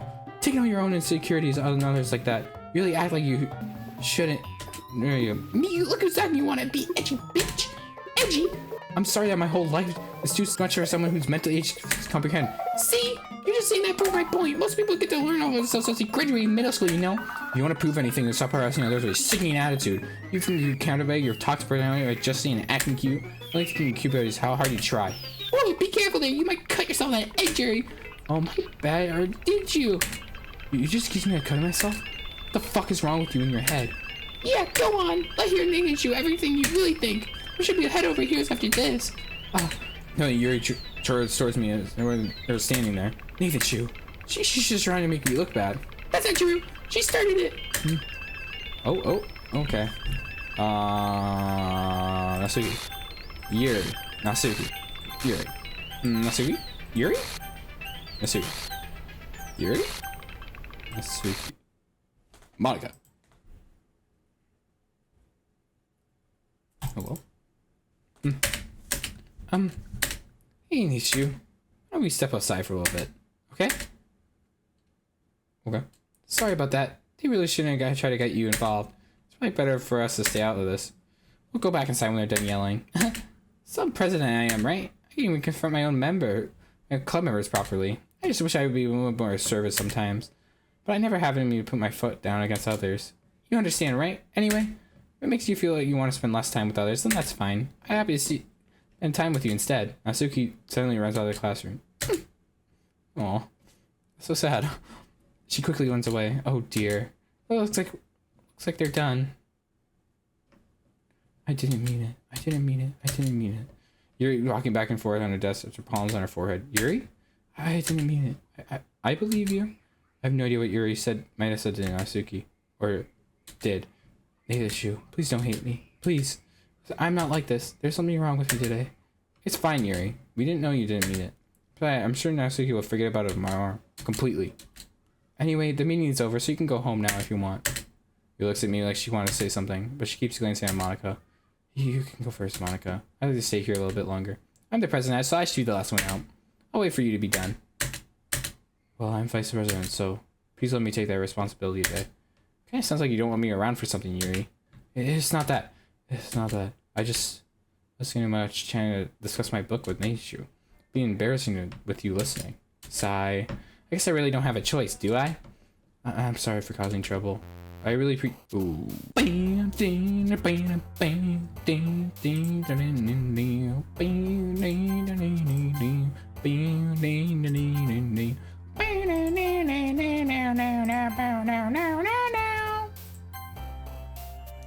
Nightgown. Vanilla. Romance. Calm. What? Wonderful. Swimsuit. Candy. Misery. Playground. Nibble. Poof. Funny. After image. Another day passes. It's time for another club meeting already. I've gotten a little bit more comfortable over here the past few days. In the club room, I get the usual scene greeting. Welcome back, Nathan Chu. Oh, hi, Yuri. I'm not sure if it's just me or Yuri's expression, but the weight of yesterday's quarrel still hangs in the air a little. Yuri glances over his shoulder, looking around the room. Natsuki's reading manga at her desk, and surprisingly, Monica isn't here yet. Suddenly, Yuri takes my arm and pulls me to the corner room. About yesterday, I really need to apologize. Nothing like that has ever happened before. It's just something came over me, I guess. I wasn't acting mentally sound. Please don't think we're usually like this. It's not just me, but Natsuki as well. Yuri, I'm happy you're considering apologize. You don't have to worry too much. Even though I'm not been over here a couple days, I could tell something was off yesterday. Maybe we're just a little bit extra sensitive because it was our first time sharing our poems. However it was, it didn't make me think any less of you. But I've already decided there's no way you could be a bad person.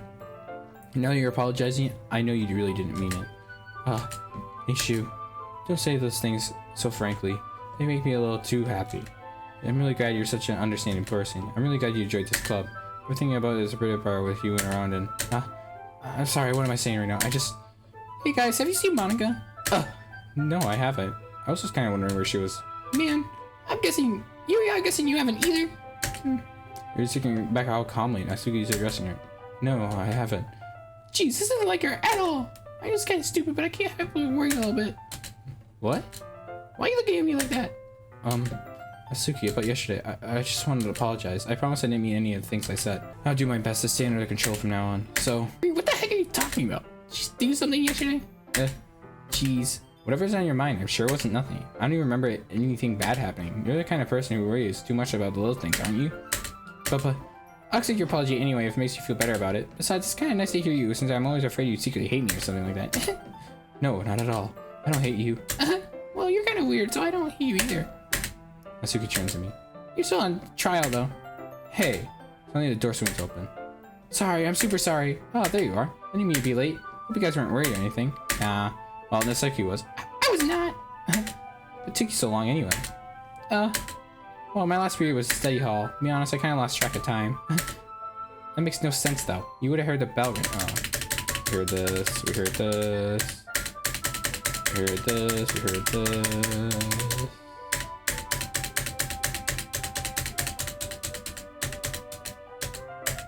I mean, in the club. I suppose so. I don't think I would say no after you gave it the book to me.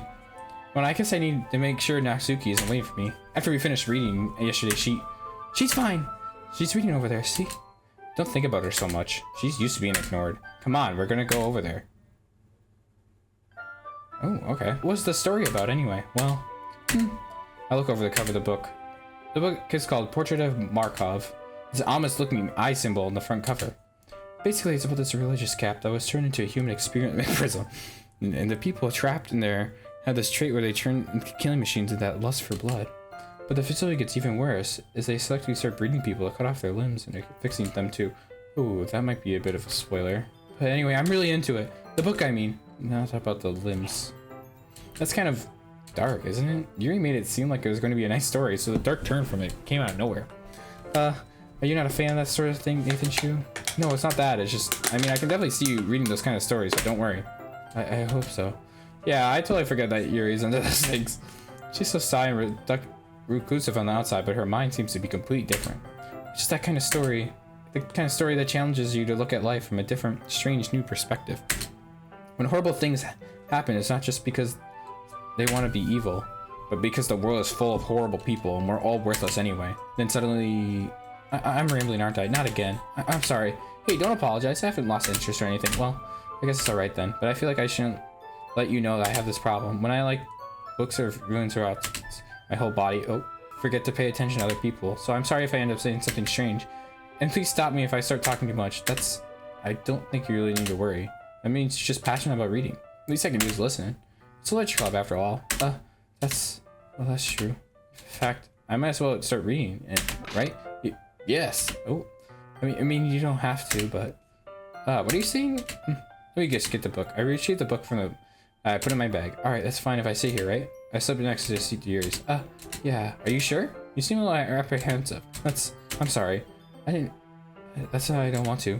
It's not that I'm just really used to. So reading company with someone. I see. Well, if you didn't end up distracting me or anything, all right. Open the book and stay at the prologue. I understand what Yuri means about reading company, as if I can feel her presence over my shoulder as I read. It's not particularly a bad thing. Just maybe a little distracting, but I feel it is somewhat comforting. Yuri's in the corner of my eye. I really just not actually looking at her own book. I glanced over. She's reading from my book instead. So sorry.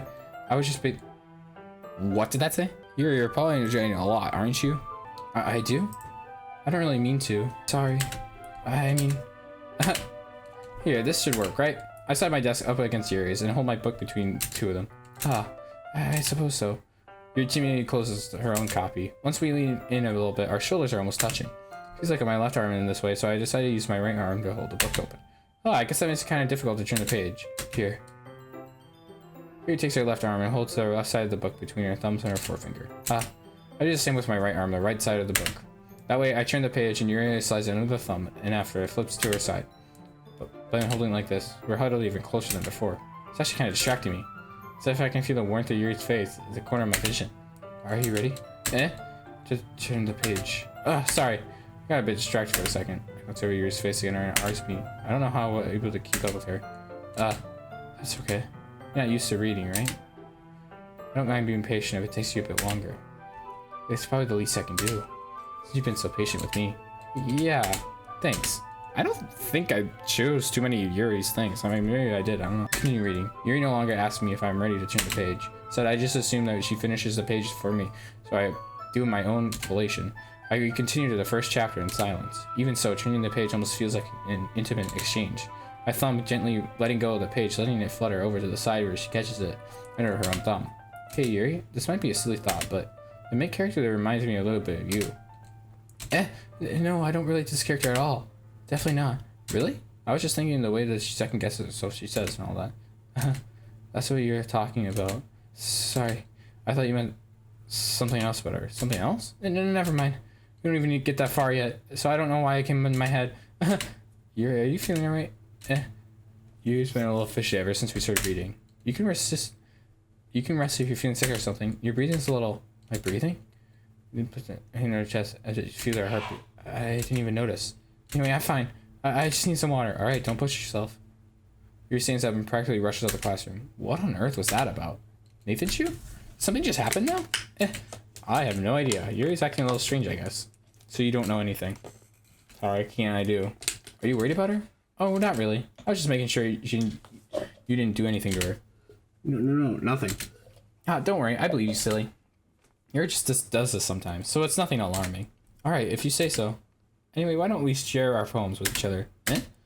Should we wait for Yuri? Well, she might be in there for a while, so I figured that we should get started without her. Is that okay? Yeah, I guess I was just asking. I stand up. I make an end of where I left it on the book, and then slip it back in my bag. Oh, Natsuki first. Well, it's not terrible. It's pretty dissimilar to your last one.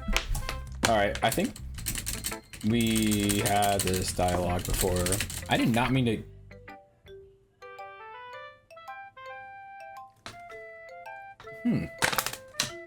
That's interesting. That's also base 64. Nathan Chu. Why didn't you come read with me today? I was waiting for you. I was waiting for a long time. It was the only thing I had looked forward to today. Why did you ruin it? Think Yuri more? I think you're better not by associating with her. Are you listening to me? Yuri's a sick freak. That should be obvious by now. So just play with me instead, okay? You don't hate me, Nathan Chu, do you? Do you hate me? Do you want me to go home crying? The club isn't the only place I feel safe. Don't ruin it for me. Don't ruin it. Please. Just stop talking to Yuri. Play with me instead. That's all I have. Play with me. Play with me. End. Hi, that's Monica. Hi again, Nathan Chu. How's the writing going? Alright, I guess. I'll take that. As long as you're not going bad. You see you're applying yourself. Maybe soon you'll come up with a masterpiece. You already read all this. Yuri, I'm back. Did I miss anything? Not really. Well, we started sharing our poems with each other. Already? I'm sorry for being late. No need to apologize. We have plenty of time, so I'm glad you took all the time you needed. Alright. Thanks, Monica. I suppose I should get my poem now. Anyway, you want to read my poem now? I like the way this one turned out, so I hope you do too. Say bright, beautiful, distinct, piercing, red, green, blue. Cacophony of meaningless noise. The noise, it won't stop! Grab sine, cosine, tangent, like playing a knife on the breathing ribcage. Deleter. Oh, sorry. I know it's kind of abstract. I'm just trying to well, never mind. There's no point in explaining. Anyway, here's Monica's writing tip of the day. There's something. If you feel this yourself, difficult situation. What happens? Don't forget to save your game. You never know when, who am I talking to? Can you hear me? Tell me if you can hear me. Anything. Please help me. Okay. That's my advice for today. Thanks for listening. Yuri. Man, waiting for this. Let's see what you've written for today. Yuri smiles and takes a deep breath. I just like holding it. I mean, the poem turned out good. It's, well, there's some things you could work on, but it doesn't really matter. It feels like anything written will use treasure. That came out a little awkward. Let's move on. Here's the poem I wrote. You don't have to wreck it or anything. Wheel. A rotating wheel, turning in the axle. Oh, brightening, bending the blocks, falling the sky. Cute. It doesn't really matter what it's about. My mind's been a little hyperactive today, so I had to take out on your pen. What? The pen that fell out of your backpack yesterday, so I took it home and safekeeping it. I just really like the way it writes. So I put a poem with it. Now you're touching it. I'm okay. What did I just present this conversation over how you keep the poem up? Dude, that went completely over my mind when I first, that's disgusting. Sure. Can you hear me? I don't know. I love it. Okay, everyone. We're all done reading each other's poems, right? We have something new that we need to go over today, so if everyone can sit in front of the room. It's about the festival. Well, sort of.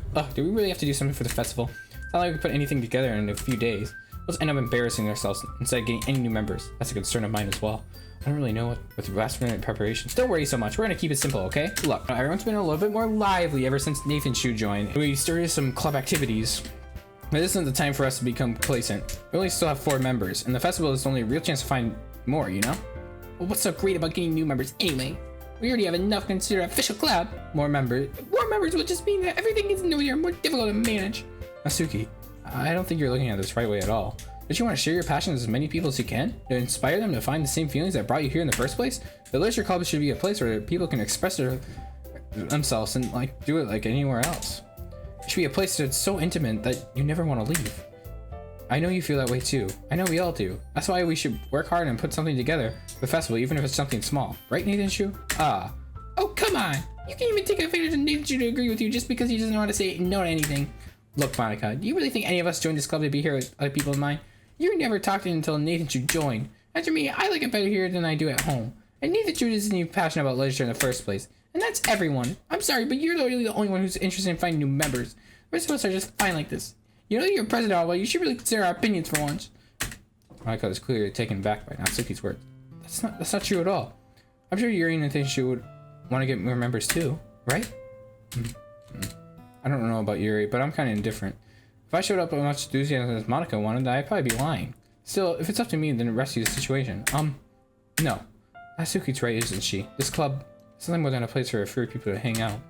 But I think everyone would say it the same way I did. But that doesn't mean we can't be against getting new members or anything. Nathan Shu, why did you even join this club? What are you hoping to get out of it? Well, it's not really something I can be honest about, is it? In fact, if I remember, you weren't even given a choice not to join. Monica sits down and stares at her desk.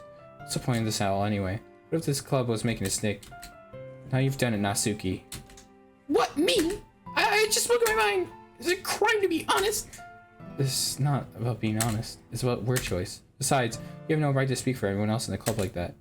You don't understand at all. I just want a place that feels nice to hang out with a few friends. There probably being that club for me. There are many other places for that for me. Now Monica wants to take it away from me. She's not taking anything away. No, that's just true. It's not the same. It won't be the same with the direction she wants to take it. If I wanted that, I could just join any other stupid club. But this one, it's for a little bit of time. Things were nice. Natsuki starts packing her things. I'm going home. I just feel like I don't belong here right now. Natsuki, you know, Yuri walks right out the classroom. This is bad. I don't know what to do. Well, you have an opinion on the festival? I don't know. I'm kind of indifferent, I guess. Who cares about that obnoxious brat? I mean, how nice and quiet the club is right now. I'm just happy with you here. But still, I'm vice president. It's not right for me to ignore responsibilities like that. Nobody would ever cry if she killed herself. Jesus Christ. I should do my best to consider everyone's perspective and make a decision that's right for her club. But what about you, Nathan Shu? What would you want to do to get out of this club? Yuri repeats the same question as Monica. I decided I'd give an indirect answer that's better than nothing. I think the most important thing is that everyone to get along, and for the club to provide something that you can't get anywhere else. I don't remember It doesn't matter how many members, but rather the quality of each member. That's how I end up making the large club a special place. I see. I really agree with you. Each member contributes their own qualities in a special way.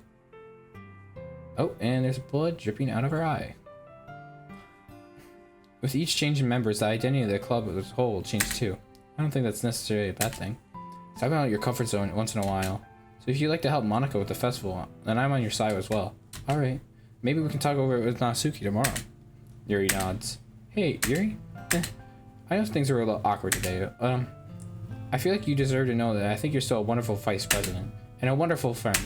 But Monica, I want you to do everything I can to make this the best club ever. Okay? Me too. Yeah. Now let's all go home for today. We'll talk about the festival tomorrow. Okay. I'll look forward to it. Shall we go, Nathan? Please don't take this the wrong way, but I'm gonna chat a little bit with Nathan before we leave. Just see what he thinks of his time here and all that. It's important to me as president. He looks a little troubled, but she doesn't resist. Okay. I trust your judgment, Monica. In that case, I'll see the two of you tomorrow. See you tomorrow. Monica waves at Yuri as Yuri exits the classroom. Phew. Things have been hectic, haven't they? Nathan, I just wanted to make sure you're enjoying this time at the club. I really hate to see you unhappy. I feel kind of like I'm responsible for that as vice president. I really do care about you, you know? I don't like seeing other girls give you a hard time. With how much Natsuki and everything is, and Yuri being a little bit, you know... Sometimes I feel like you and I are the only real people here, and you know what I mean? But it's weird, because all the time you've been here, we've hardly got to spend any time together. And, I mean, it's technically only been a couple days. I'm sorry, I didn't mean that to say something weird. Just that some things we've been hoping to talk with you. Things that only you could understand. That's why... No, stop it! No! No! And it went away.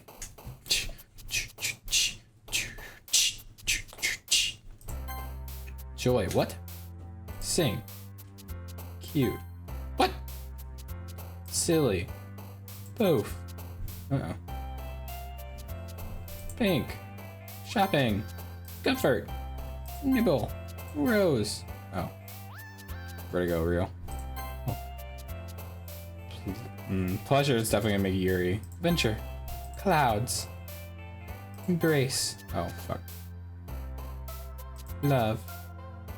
Kiss. Boop. Socks. Disown. Jesus Christ. Disown.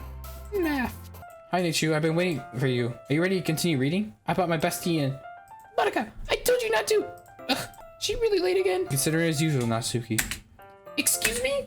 You must always interrupt my conversations with your incessant yelling. What are you talking about? You say I like to do it on a regular basis or something. I wasn't paying attention, okay? I'm sorry. Seriously, what has gotten into you lately? Look, I did some thinking about it yesterday. I was a little bit more hostile than I meant to be. I guess I just really feel threatened with something. But you know what? This is something we're doing together. Another member wouldn't hurt as long as they're cool. I guess I'm gonna grow with you nice this time. So, Natsuki, nobody cares. Why don't you go look for some coins in the vending machine or something? Oh man, I'm the last one here again. Were you practicing piano again? Yeah. You must have a lot of determination. We have plans for today. Ah, is that so, Yuri? That's correct. The institute was already engaged in a novel we're reading together. Aren't you glad I got him into literature, Monica? I suppose. I was just... Actually, that doesn't matter. It really doesn't. You guys can do whatever you want. Yes. Thank you for understanding, Monica. Should I have a request? Do you mind if I make some tea first? Not at all. Thank you very much. There's only one thing that can make my reader any better. It's a nice cup of tea. Not to mention for yourself as well. Yuri stands up and makes her way to the closet. I follow as watches to retrieve a small pitcher from the shelf, the kind of with a filter inside. Can you hold this for a second? Sure. Yuri hands me the water pitcher and also fetches me an electric kettle. I'm gonna plug this into the teacher's desk and I'll go get some water. She walks past me and sits down the kettle on the teacher's desk. I simply watch her movements. To be my surprise, the way that she moves really contrasts her speaking mannerisms. Especially because her long ways. Yuri appears elegant and athletic. Okay, may I have the water pitcher? Thanks, I'll be right back. I might as well walk with you. That's okay. You can stay here. It won't take long. Pitcher in hand, Yuri hurries out the classroom. Ah, did you leave you again? No, she's not. It's not like this time. She's filling up a water pitcher to make tea. Oh, okay. Sorry for the misunderstanding. 10 minutes pass. Yuri said it wouldn't take that long. Is something holding her up? I'm just bored waiting here, so I decided to look for her. Let's see. The most logical place for Yuri to be would be the nearest water fountain. Sit down in the hallway. What's that noise? It's coming around from the corner. It sounds like breathing. Sharp inhale, like someone's sucking the air through their hair. I'm in pain? I reach for the corner to peer around it. Yuri? Gah! Oh my god. Oh. I'm back. Thanks for waiting patiently. Minister, do you like oolong tea? Yeah. Anything's fine. Very well. Yuri sets the temperature to kettle to 200 degrees. Now it's time to get the teapot. You really do this properly, don't you? Of course. I can do any less when I'm making tea for others. Even if I'm not an expert at tea or anything. In that case, you'll be even more impressed. Perhaps I will. Yuri fetches the teapot and begins measuring the tea level. To my surprise, she's even starting to humming a little to herself. You must be in a good mood now. Is that so? I was letting a show, and you noticed. I was doing a bit of thinking, and I decided I would try expressing myself a little bit more. It turns out it's not very hard for me to do, when you know who's around anyway. That's great, Yuri. Don't push yourself too much. You're always worrying about me, Nathan. It's very endearing. Yuri wasn't kidding. I don't even know if I can keep up with this. I watch Yuri pour a cup of tea for each of us. Nathan, I have another request. Would you mind if we sit on the floor today? What's that? It's a little bit easier on my back. I can read with my back against the wall rather than bending over at my desk. Oh, sorry, I didn't realize. No worries. I have back pain very rarely, so I do my best to manage it. Is that so? I wonder why that is. Mostly because of your posture, right? Always hunch over while reading. Yes! I have terrible reading posture. Yep, nothing else. That's why we should sit on the floor. Fair enough. I'll go ahead and get the book. I retrieve the book from my book bag. Oh, I have some chocolate as well. Small bag of chocolate candies. I'll take it since it'll go well with the tea. Yuri and I sit against the wall with teacups at our side. As if in sync, we assume that we're reading the same reading position as last time. One half will in the book. Last time, alright, except this time our bodies are even closer to each other. I can't see too well. Yuri slides closer with our shoulders are touching. How am I supposed to focus on reading like this? Yuri's always kind of cute, but just being last to have her hands to this almost more than I can handle. Oh my god, bro. He's fumbling the game. Your teacup. Yuri hands me the teacup. Holding it in my hand. That's not on the holding the book. I end up positioning it and make it harder to focus. Because now I need to worry about making sure I don't actually touch her chest. Oh my god, bro. Meanwhile, Yuri's not almost a single thing. She's wearing her intense like to blah blah blah blah blah. I've just given up. Blah blah blah blah. Use all my willpower to focus on reading. A few minutes, I finally managed to relax a little. I put the teacup between my legs and fumbled the chocolate wrapper. Ah, sorry. Do let go of the book, just opening the wrapper. You can have as much as you want. It's okay, I won't take any. Are you sure? Well, if I touch it, then I might get smudges on the pages. Oh, you're right. I didn't even think about that. My bad. No, do you apologize? I'll hold the book, okay? Are you sure? Of course. He opens the book with both her hands. She holds it as she doesn't have anything harder for the time to read it. As a result, her left arm is practically resting on top of my leg. Well, in that case, Yuri's already focused on reading again. I take a chocolate and pop it in my mouth. I take another chocolate and I hold it up to Yuri. She will look away from the book. So he puts her lips as the situation is completely natural. But that means I can't stop here! I have her place the chocolate in her mouth. Just like that, Yuri closes her lips on it. Yuri's session suddenly breaks. Did I just... Yuri looks at me like she needs confirmed to go at me. Eighth shoe? Sorry. I guess I shouldn't have done that. Yuri starts to breathe heavily. I can't. Eighth shoe. So Yuri force grabs my arm and drags it to my feet. My teacup gets knocked over. Eighth shoe. My heart. It won't start pounding, eighth shoe. I can't calm down. I can't focus on anything anymore. Can you feel it, eighth shoe? Yuri saw me push my head against her chest. Why is this happening to me? I feel like I'm losing my mind. I can't make it stop. It's even when it doesn't want me to read. I just wanna look at you. What the hell? Creepy. Please stop looking at me.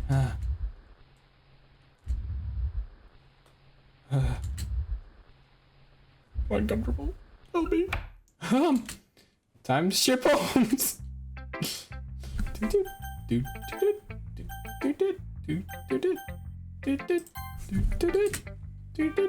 Issue, I think I saw something earlier you weren't supposed to see. I want to tell you this, but I don't think you have a choice. It's been kind of dangerous for you to spend so much time with Yuri. I don't know why, but she seems pretty easily excitable when she's around you. Which isn't a problem in itself. When Yuri gets too excited, she finds a place to hide and starts cutting herself with a pocket knife. Jesus Christ. Isn't that kind of messed up? She even brings a different one to school every day, like she has a collection or something. I mean, it's definitely not because she's depressed or anything like that. I think she just gets some kind of high out of it. Oh, yeah. might even be a sexual thing. At this point, you're kind of enabling her. I'm not saying it's your fault though. I guess that's why I had to explain it to you. So I think if you keep your distance, it'll probably be best for her. While you're at it, don't be shy to spend a little bit of time with me. Put it lightly, I haven't been... At least I have it together in my head, and I know how to treat my customers. Oh, Jesus Christ. Anyway, I worked really, really hard on this poem, so I hope it's effective. Here it goes. Oh. Jeez, that one really started me. Well, I guess it's kind of messed up writing at this poem. I guess I was just trying to... Never mind. Let's just move on. Oh, alright. Yunasuki. This one's alright. Alright? Well, yeah. Well, as good as yesterday's anyways. I still really can how much you care about your body, but either way, you're doing alright. Even though you're not really spending any time with Yuri, but I think it's so nice to have activities where we can all participate in. So you better keep on working hard. I mean, I know I'm not vice president or vice president or anything, but it doesn't mean I can't let me down, okay? At least be mine too for now. Just be clear, this poem means a lot to me. So read it carefully, okay? I don't know how else to bring this up, but there's been something I've been worried about. Yuri's been acting kind of strange lately. And you're the only one here in the first few days, so you may not know what I mean. But she's not normally like this. She's always been quiet and polite and attentive and things like that. Okay, this is really embarrassing, but I'm forcing myself to stick it up. I'm really worried about her. But if I try talking to her, she's just gonna get mad at me again. I don't know what to do. I think you're the only person that she'll listen to. I don't know why, but please convince her to do something. Maybe you can even convince her to talk to her. I've always been wanting to be better friends with Yuri, and it really hurts me to see this happening. I don't know. I know I'm going to hate myself later for admitting that, but right now, I don't care. I just feel so helpless. So please, if you can see something to do with help. I don't want anything bad to happen with her. I'll make you cupcakes if I have to. Just please do something. As for Monica, I don't really know why, but she's been really dismissive about this. It's like she wants us to ignore it. So I'm mad at her right now, and that's why I am coming to you about this. Don't tell her I wrote this. Just pretend like I gave you a really good poem, okay? I'm counting on you. Thanks for reading. I changed my mind. Ignore everything you just read. There's no point even trying to do anything. It's Yuri's own fault that she's so unlikable. Can you hear me, Nathan Shu? If you would just spend more time with me, Monica, all these problems would go away. Yuri and I are just too messed up for someone as wonderful as you. Just think of Monica from now on. Just Monica. Just Monica. Just Monica. Just Monica. Just Monica. Just Monica. Whose poem should I show next? Yuri. Oh. Finally. Yuri holds up my poem to her face and takes a deep breath. I love it. I love everything about it. Need this shoe. I want to take this home. Will you let me keep it, please? Sure, I don't care. You're too nice to me, Nathan Shu. I've never met anyone as nice as you. I could die. Not really, but I just don't know how to describe it. It's okay to be feeling this way, right? It's not bad, right? Yuri holds my poem to her chest. I'm gonna take this home with me and keep it in my room. What makes you feel good when you think about me having it? I'll take good care of it. I'll even touch myself with reading it over and over. All right. I'll give myself paper cut. Oh, so your skin and your oil can enter my bloodstream. All right. You can have my poem too. Besides, after you read it, I know you're gonna really want to keep it. Here, take it. I can't wait to hurry, read it. Oh hell nah. Do you like it? I wrote it for you in case the poem's about what's the point? I endure it with my scent. See, aren't I the most thoughtful person in the club? I think I'm gonna vomit. All right. Yes, no. Yes. Things I like about Papa. I like when Papa comes home early. I like when Papa cooks me dinner. I like when Papa gives me allowance. I like when Papa sends time with me. I like when Papa asks about my friends. I like when Papa asks me about anything. I like when Papa gives me lunch money. I like when Papa comes home for some time. I like when Papa cooks. I like when Papa gives me privacy. I like when Papa doesn't tell me everything. I like how Papa doesn't comment on my friends. I like when Papa doesn't comment on my hobbies. I like when Papa comes home without waking me up. I like when Papa keeps food in the house. I like when Papa uses inside voice. I like when Papa leaves myself alone. I like when Papa accidentally drops coins in the couch. I like when Papa is too tired to notice me. I like when Papa is too tired. I like when Papa is too tired for anything. Okay, everyone. It's time to figure out the festival preparations. Let's hurry and get this over with. Stringing the air is coming foreshadowing something terrible is about to happen. Look, can we just get it done? I'm gonna be printing and assembling all the poetry pamphlets. Now, Suki, you can make cupcakes. I know you're at least good at that. And Yuri, you can... Well, it doesn't matter. Do whatever you want. As long as you think it will help. Monica, I'm not useless, you know. I know that. I already know what I'd like to do. We can't run a successful poetry event without having the right atmosphere for the occasion. So I'm gonna make decorations, set up some nice mood lighting. There, see? That's a great idea. That all gives us something to do. What about Nathan's shoe? Nathan's shoe's gonna help me. What? Wait, you? You're the Jesus job, Monica. Sorry, but that's just how it is. Like hell it is. What are you trying to pull? I agree with Natsuki. Not only is your work more suitable for one person, my task is laborious enough to benefit from an extra pair of hands. Mine too. What, your cupcakes? Please. Like you would fucking know. All you care about is how dragging Nathan Shoe around you and your stupid books. You and Monica. Hey, I didn't even do anything. Okay, then why don't you let Nathan Shoe decide to help us abusing your power? I'm not abusing my power. Yes, you are, Monica. Just let Nathan Shoe just make your choice, okay? Okay, fine. Fine. Jeez, didn't you? I know how fed up you are with these two by now. We could just... Natsuki, shut your fucking mouth and let him decide for yourself. You shut your mouth. For God's sake, this is never gonna end. Just make the choice, okay? What the fart? What the fart? Guys, my mouse is being actively moved so where I can't choose Monica. Oh. I'm gonna do this one. Yeah, you picked me. We can meet at your house this weekend. I promise it'll be fun. Sunday okay with you? Are you fucking kidding me? This isn't fair at all. It is fair, Natsuki. It's what he chose. No, it's not fair. Giving us all the work and then making take Nathan's shoe for yourself. What a shameful thing to do. Yuri, I didn't even give you any work. You decided for yourself. You're being a little unreasonable here. I'm being unreasonable? Monica, I can't believe how delusional and self-important you are. Pulling nature away from me every single time you're not including something. Are you jealous? Crazy? Or maybe you just hate yourself so much that you take it out on others. Here's a suggestion. Have you ever just killing yourself? It would be beneficial to your mental health. You're scaring me a little. Natsuki, let's just go. I don't think she wants us around right now. See? It wasn't that hard.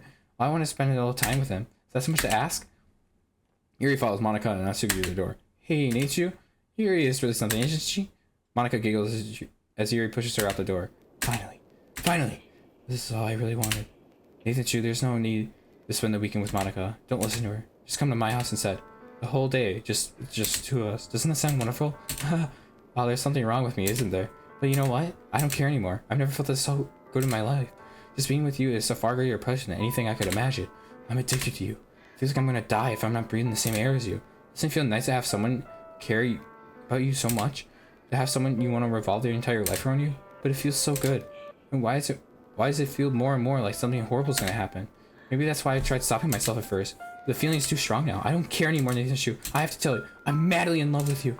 I feel every single inch of my body, every drop of me is screaming your name. And I don't care what the consequences are anymore. I don't care if Monica's listening. Please, Nathan Shoe, just know how much I love you. I love you so much that I even touch myself with the pen I still from this because I want to pull your skin and crawl inside you. What the fuck? I want you all to myself, and I will only be yours. Doesn't that sound perfect? Tell me, Nathan Shoe. Tell me when you want to be my lover. Do you accept my confession? No.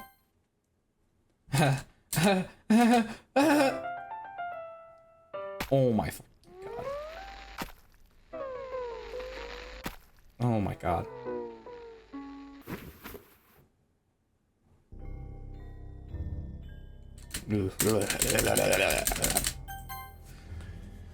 Oh, now we're gonna have to see her slowly decompose.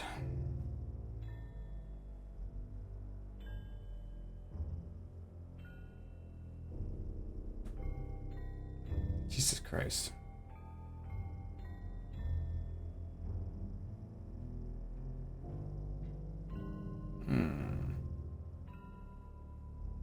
It's gross.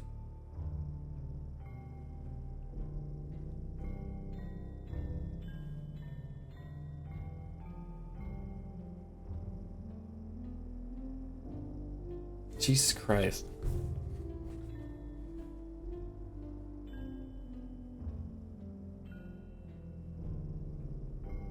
Is it gray? Alright, it's festival time. Wow, you got here before me? I thought you were... Ugh. Ew. Natsuki runs away. I'm here. You think you just something happened? Natsuki just ran past me. Oh. Well, that's a shame. Wait, are you here the entire weekend, issue? Oh jeez, I didn't realize the script was broken that badly. I'm super sorry. That must have been super boring. I'll make it up to you, okay? Just give me a sec. Oh, Yuri's dead. Oh, Natsuki, no! I'm almost done. I just want to have a cupcake real quick. Monica lifts the foil from and takes a cupcake. Seriously, these are the best. I really just had one of them, so this is the last time you'll ever get the chance to. You know, before they stop existing and everything. But anyway, I shouldn't really make you wait any longer. Just bear with me, okay? should only take a second. Bum, bum. Oh. Oh. Can you hear me? Is it working? Yay, there you are. Hi again, Nathan Chu. Well, welcome to the Literature Club. Of course, we already know each other because we were in the same class together, and you know, I guess we can just skip over that stuff at this point. After all, I'm not even talking to the same person anymore, am I? That you in the game, or what do you want to call him. I'm talking to you, Nathan Chu. When I think about it, I don't even know anything about you, the real you. In fact, I don't even know if you're a boy or girl. I guess it doesn't really matter. Wait, you know I'm aware this is all a game, right? Could it be possible that you didn't know that? So I've been trying to tell you all along. Man, if only you paid a little bit more attention, you would have been a little less awkward, you know? Well, anyway, now you're out of the way, I guess I owe you an explanation about that whole thing about Yuri. Well, I kind of started to mess with her, and I guess I just kind of drove her to kill herself. I'm sorry you had to see that, though. Also, the same thing happened with Sayori. Gosh, it's been a while since you've heard that name now, hasn't it? Yeah, it's because she doesn't exist anymore. Jesus Christ. Nobody does. I deleted all their files. Also, I mean, it would be enough for me just to try making them as likable as possible, but for some reason, nothing worked.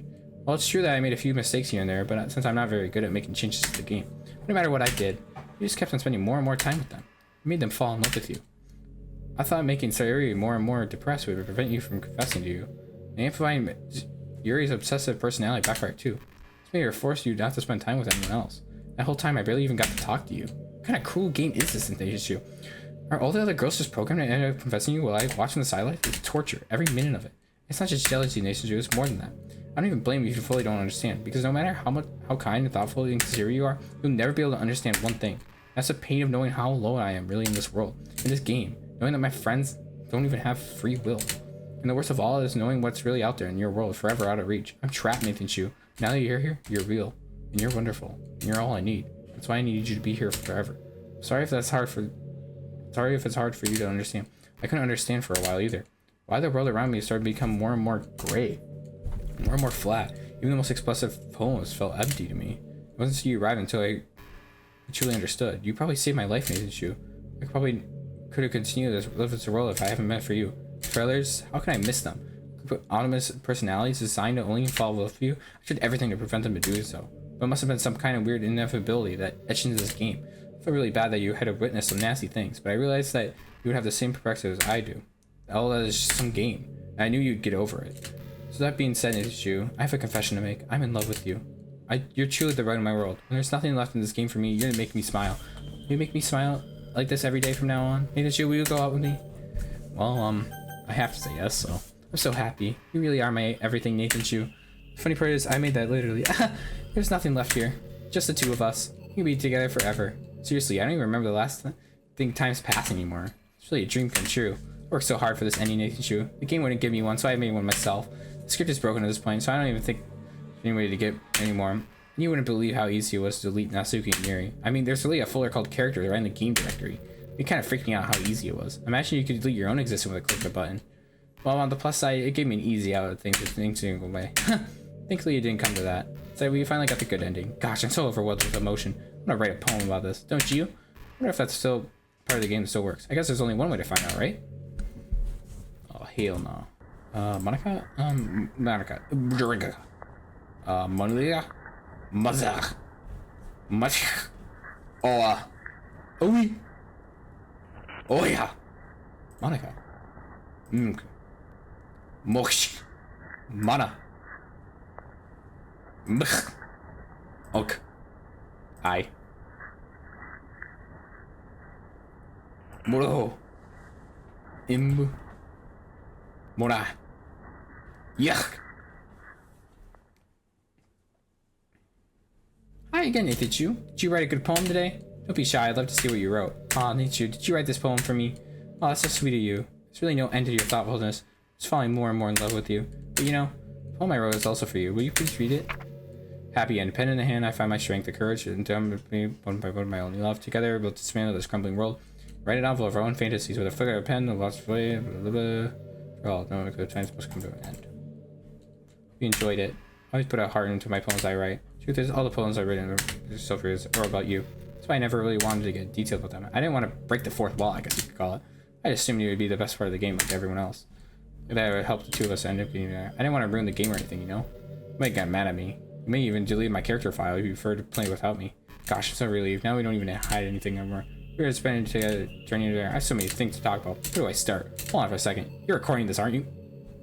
No. Hi everyone. Sorry, I can't really exactly read your comments from here. You might tell your friend that it's a little bit rude for them to start recording without any warning. I'm sure some people don't mind, but I really get self-conscious of camera. Oh gosh, I feel like I'm gonna be put on the spot now. Let's see. You really want to see a trick? Can't really do much except for a couple things. You ready?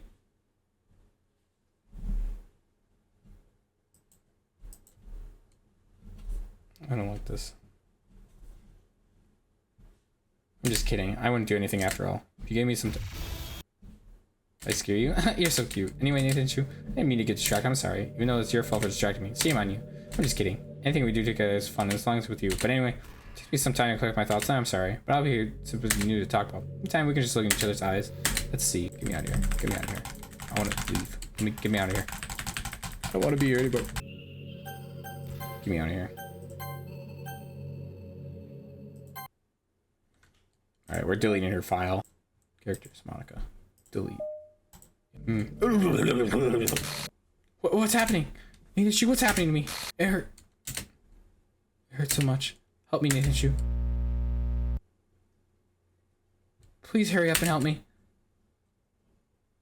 Help me! Oh my gosh, guys, what's going on?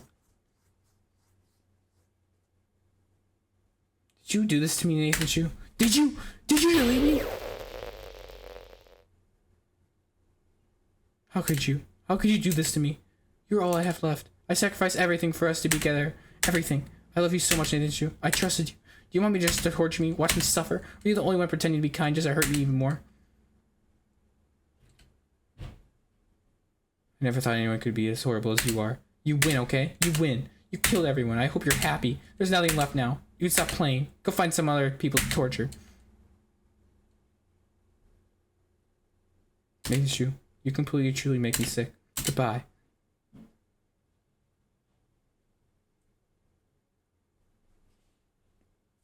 And that's the game. Thank you, gamers, for watching the stream. Oh, I still love you.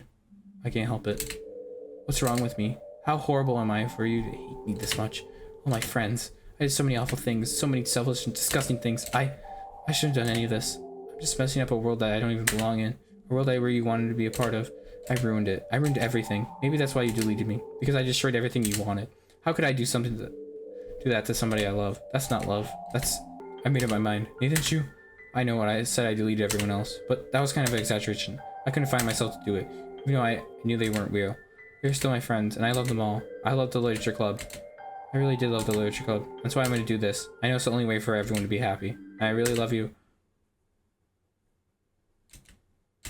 Then.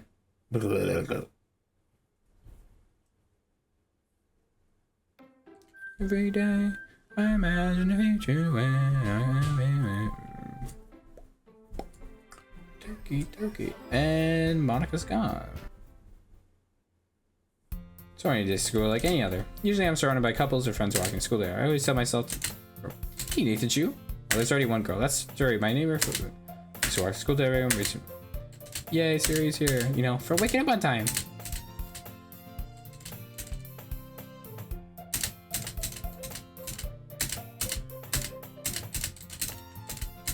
Well, I already told you.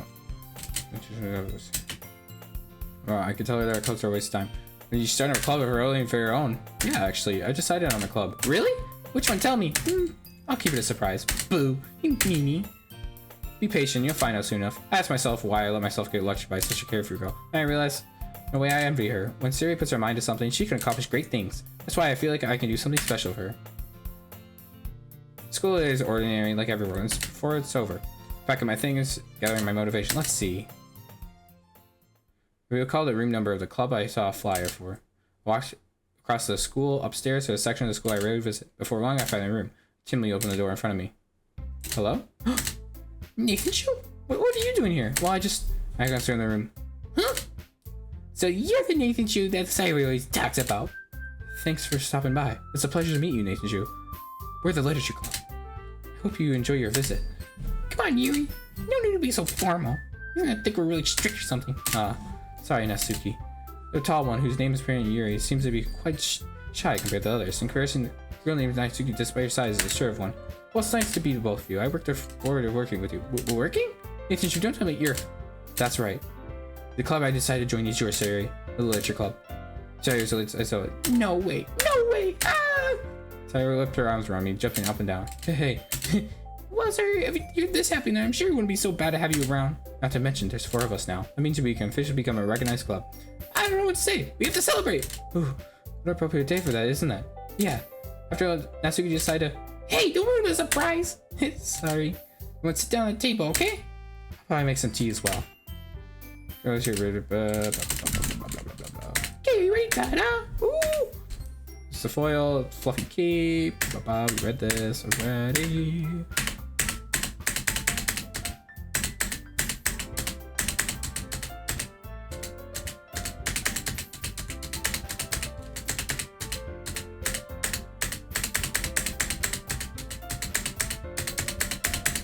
Manga stuff again.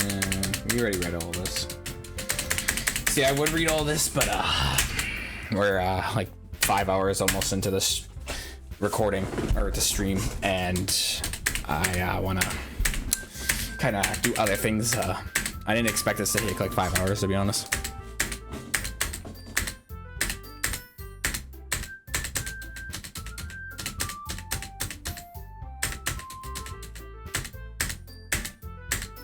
Oh, let's read manga. You're the one who suggested we diversify. You should be a little more open-minded. It's kind of hurtful. Hurtful? I didn't realize. The guilty expression, Yuri thinks to herself. I'm sorry for disrespecting your interest, Natsuki. If you're into it, I'm sure it's a worthy form of literature. Are you just saying that? No, I've realized my error. So if you're willing to consider starting a novel, then I'll offer my gratitude in finding a manga to read as well. Really? I mean, it makes me happy that you do that for me, Yuri. You can trust me to find something that you really like, okay? Same here. Perhaps I'll visit the boy store after the club meeting. Just you? Would you like to come along with me? You don't mind? Not at all. I always go alone, so. Yeah, me too. This is super cute. Sorry, shut up. Damn. I'll see you some manga there, okay, too? Yes, I'll look forward to it. Natsuki and Yuri start to clean up the food. I guess it means over, huh? Yeah, it looks like it. Nice to see everyone getting along, isn't it? I think everyone likes you too, Nathan Chu. You think so too? Well, everyone seems so happy and get along with you better as you around. Sayori? Aw, Nathan Chu. Don't say something like that. It's embarrassing. Well, whatever. I was surprised that you told me you were starting a club. I think you're pulling it off just fine. We're gonna make it the best club ever. Now that you joined, every day is gonna be so much fun. Hey, Nathan Chu. I just really want to thank you. I'm just really happy you joined the club and everything. But the truth is, I already knew you were going to. There's actually something else. I wanted to thank you for getting rid of Monica. That's right. I know everything that she did. Maybe it's because I'm president now. I really know everything, Nathan Chu. I know how hard you try to make everyone happy. I know how the awful things Monica said and made everyone really sad. But not that it matters anymore. It's just us now. You made me the happiest girl in the world. I can't wait to spend every day like this with you. Forever and ever. Forever. No. What's happening? I won't let you hurt him. Ooh, it hurts. I'm sorry, I was wrong. There's no happiest overall. Goodbye, Sayori. Goodbye, Nathan Chu. Goodbye, Literature Club.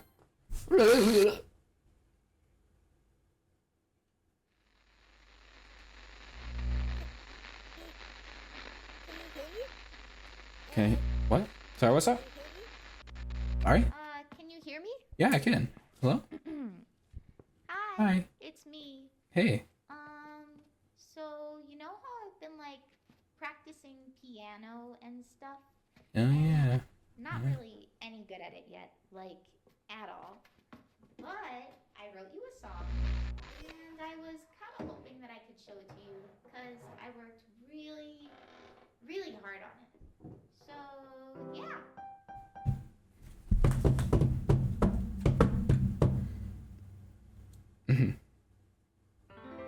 Bum bum bum bum bum bum bum. Da da da da da. Dun, dun. Every day. I'll turn up the music so you can hear it. I imagine a future where I can be with you. In my hand It's a pen will write a poem of me and you. The ink flows down into the dark puddle. Just my pen right away into his heart. In this world of infinite choices, what will it take just to find that special day? What will it take just to find that special day? Doki Doki Literature Club. Have I found out if an assignment to do today? Oh yeah. Anybody dance Savato? Let's go. Peek. Team Savato development. I didn't see that one. Got that one.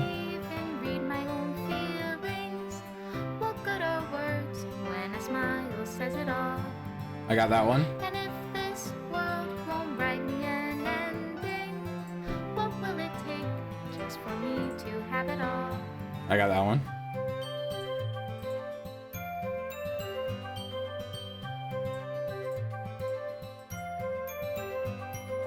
I didn't get that one.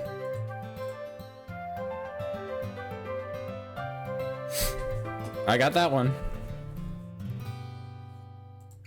Does my pen only write bitter words for those who are dear to me? I didn't get that one. Is it love if I take you, or is it love if I set you free? I didn't get that one.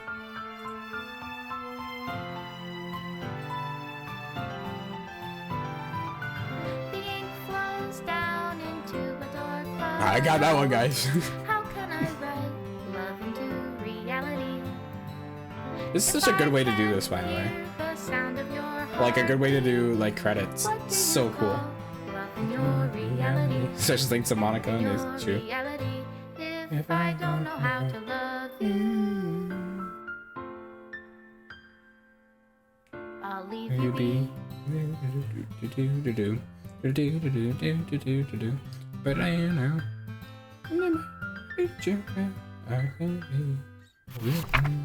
This is my final goodbye to the Literature Club. I finally understand the Literature Club was truly a place where no happiness can be found. To the very end, it continued to expose innocent reality, a reality in which the world is not designed to comprehend. I cannot let any of my friends undergo the same hellish epiphany. For the time it lasted, I want to thank you for making all my dreams come true, for a friend to all the club members. And most of all, thank you for being part of my Literature Club. Forever lasting love, Monica. Error. Requested files are missing correct. Please run reset.sh to repair and reset the virtual machine. That's gonna end today's stream there. Bye. Wait. Someone's deleting my character.